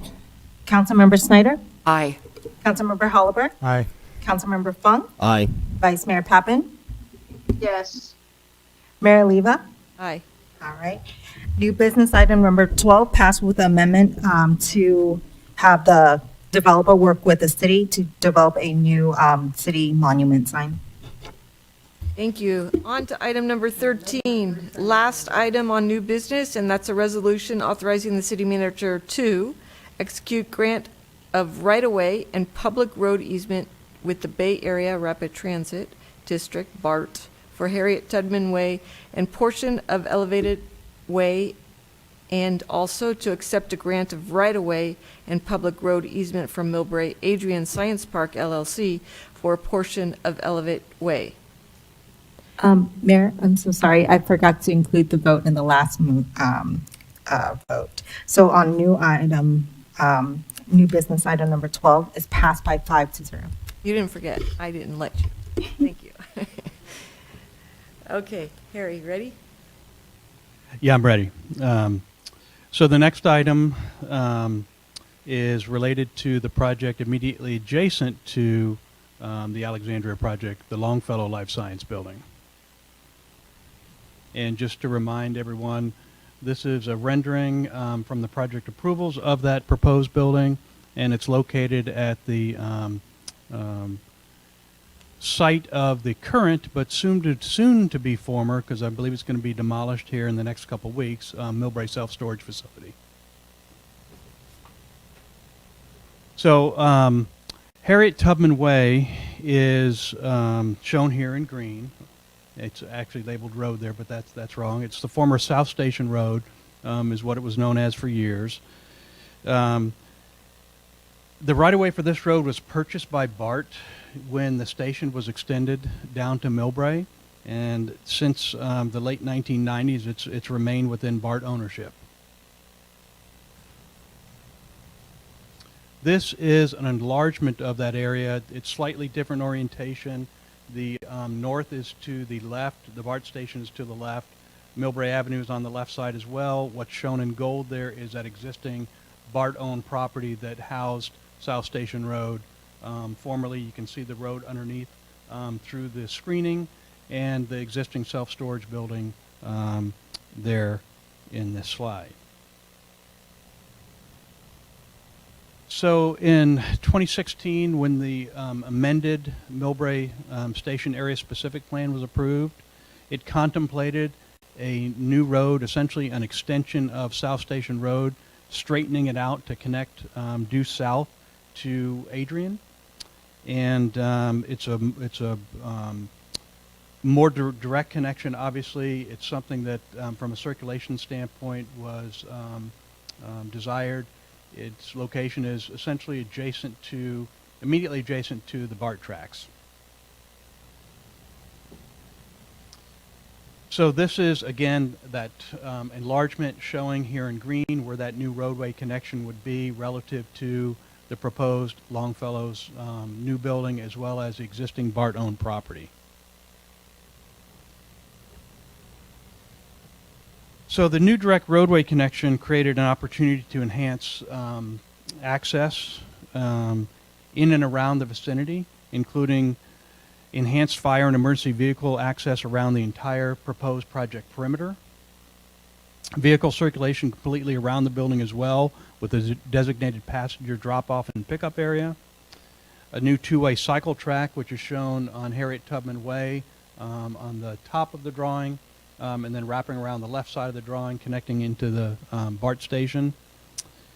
And this connection provides bicycle access to and from the station to the south, avoiding the very busy Millbrae Avenue, Rollins Road intersection. And then obviously it also provides enhanced pedestrian pathways from all of the new buildings that will be constructed here and new employees that can access not only BART and transit, but also all the amenities that are going to be part of the TOD2 project, the commercial amenities there. So the other thing that this slide shows, and I apologize, it's a very busy slide. Recording stopped. 10:26. Sorry, you're done. MCTV. Keep it going. Go ahead. Keep going. Yeah. Whoops. Eduardo, can we back that? I am. Up, I think. Recording in progress. I still have people. Can you back, Eduardo, can you go back one slide, please? Back. There we go. Okay. So again, I apologize for how busy this slide is, but the other thing that's shown on here is a land swap that is proposed between BART and the underlying property owner Longfellow. And so if you can see the orange colored or golden colored parcel at the top of the slide and the same color at the bottom of the slide, the proposal is for BART to swap the northern or the eastern portion, the top portion, with Longfellow on the bottom portion, which would accommodate Longfellow Way.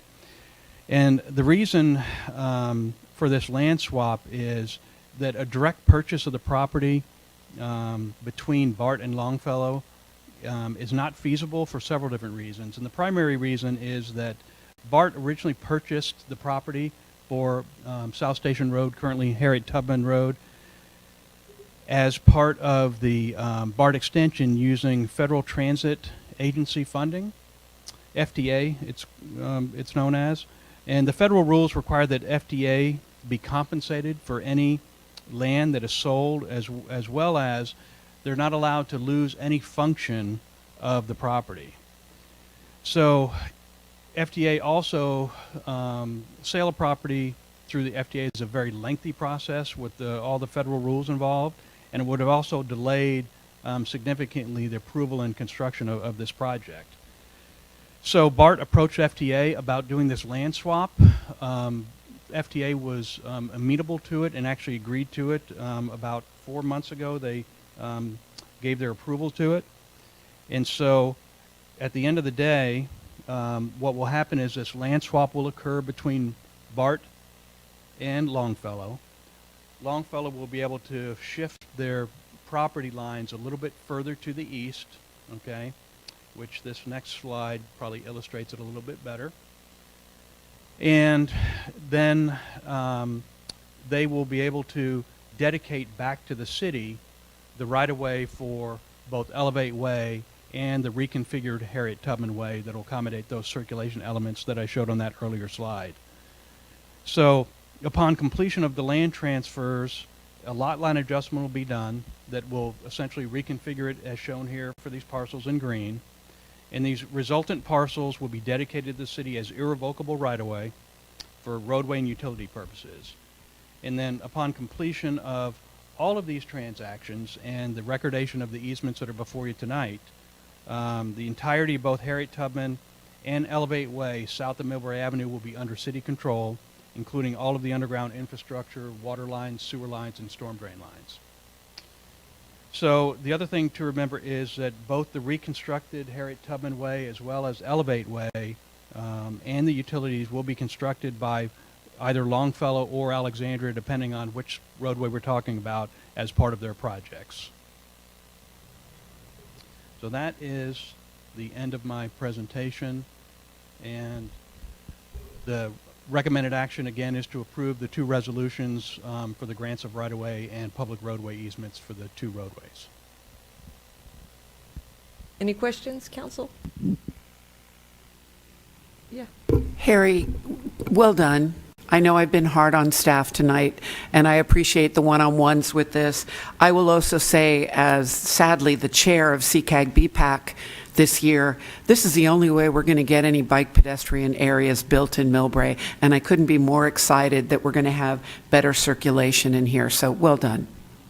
And a clever way of doing it, and again, happy to make a motion, Mayor. Perfect. Do we have a second? I'll second it. Any discussion? Can we please call, I don't see any hands raised. Okay, let's call for the vote. Councilmember Snyder? Aye. Vice Mayor, your hand's up. Just a comment. There are some signs there at that location before they rip it all down. The storage signs, I'm hoping we can get and maybe repurpose in some way to acknowledge something in the city of Millbrae. I've mentioned this before.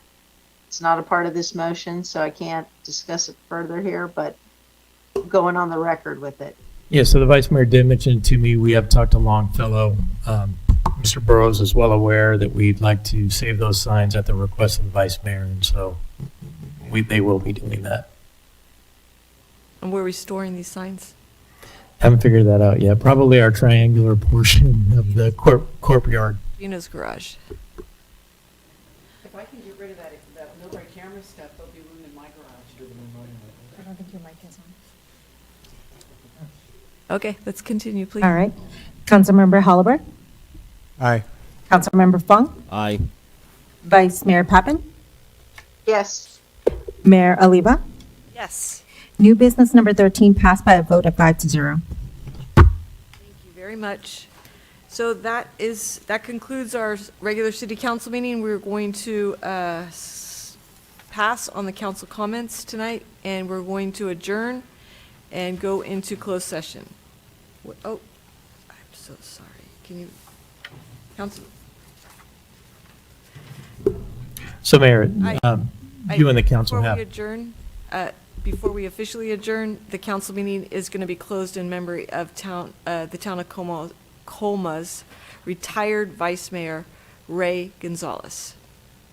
Thank you. And Mayor, you all have a closed session packet. Some members of the city council have asked to just simply be able to call in. And so there is a call-in number and a pen. Is there not a Zoom, or are we just calling in? Just calling in. You're awesome.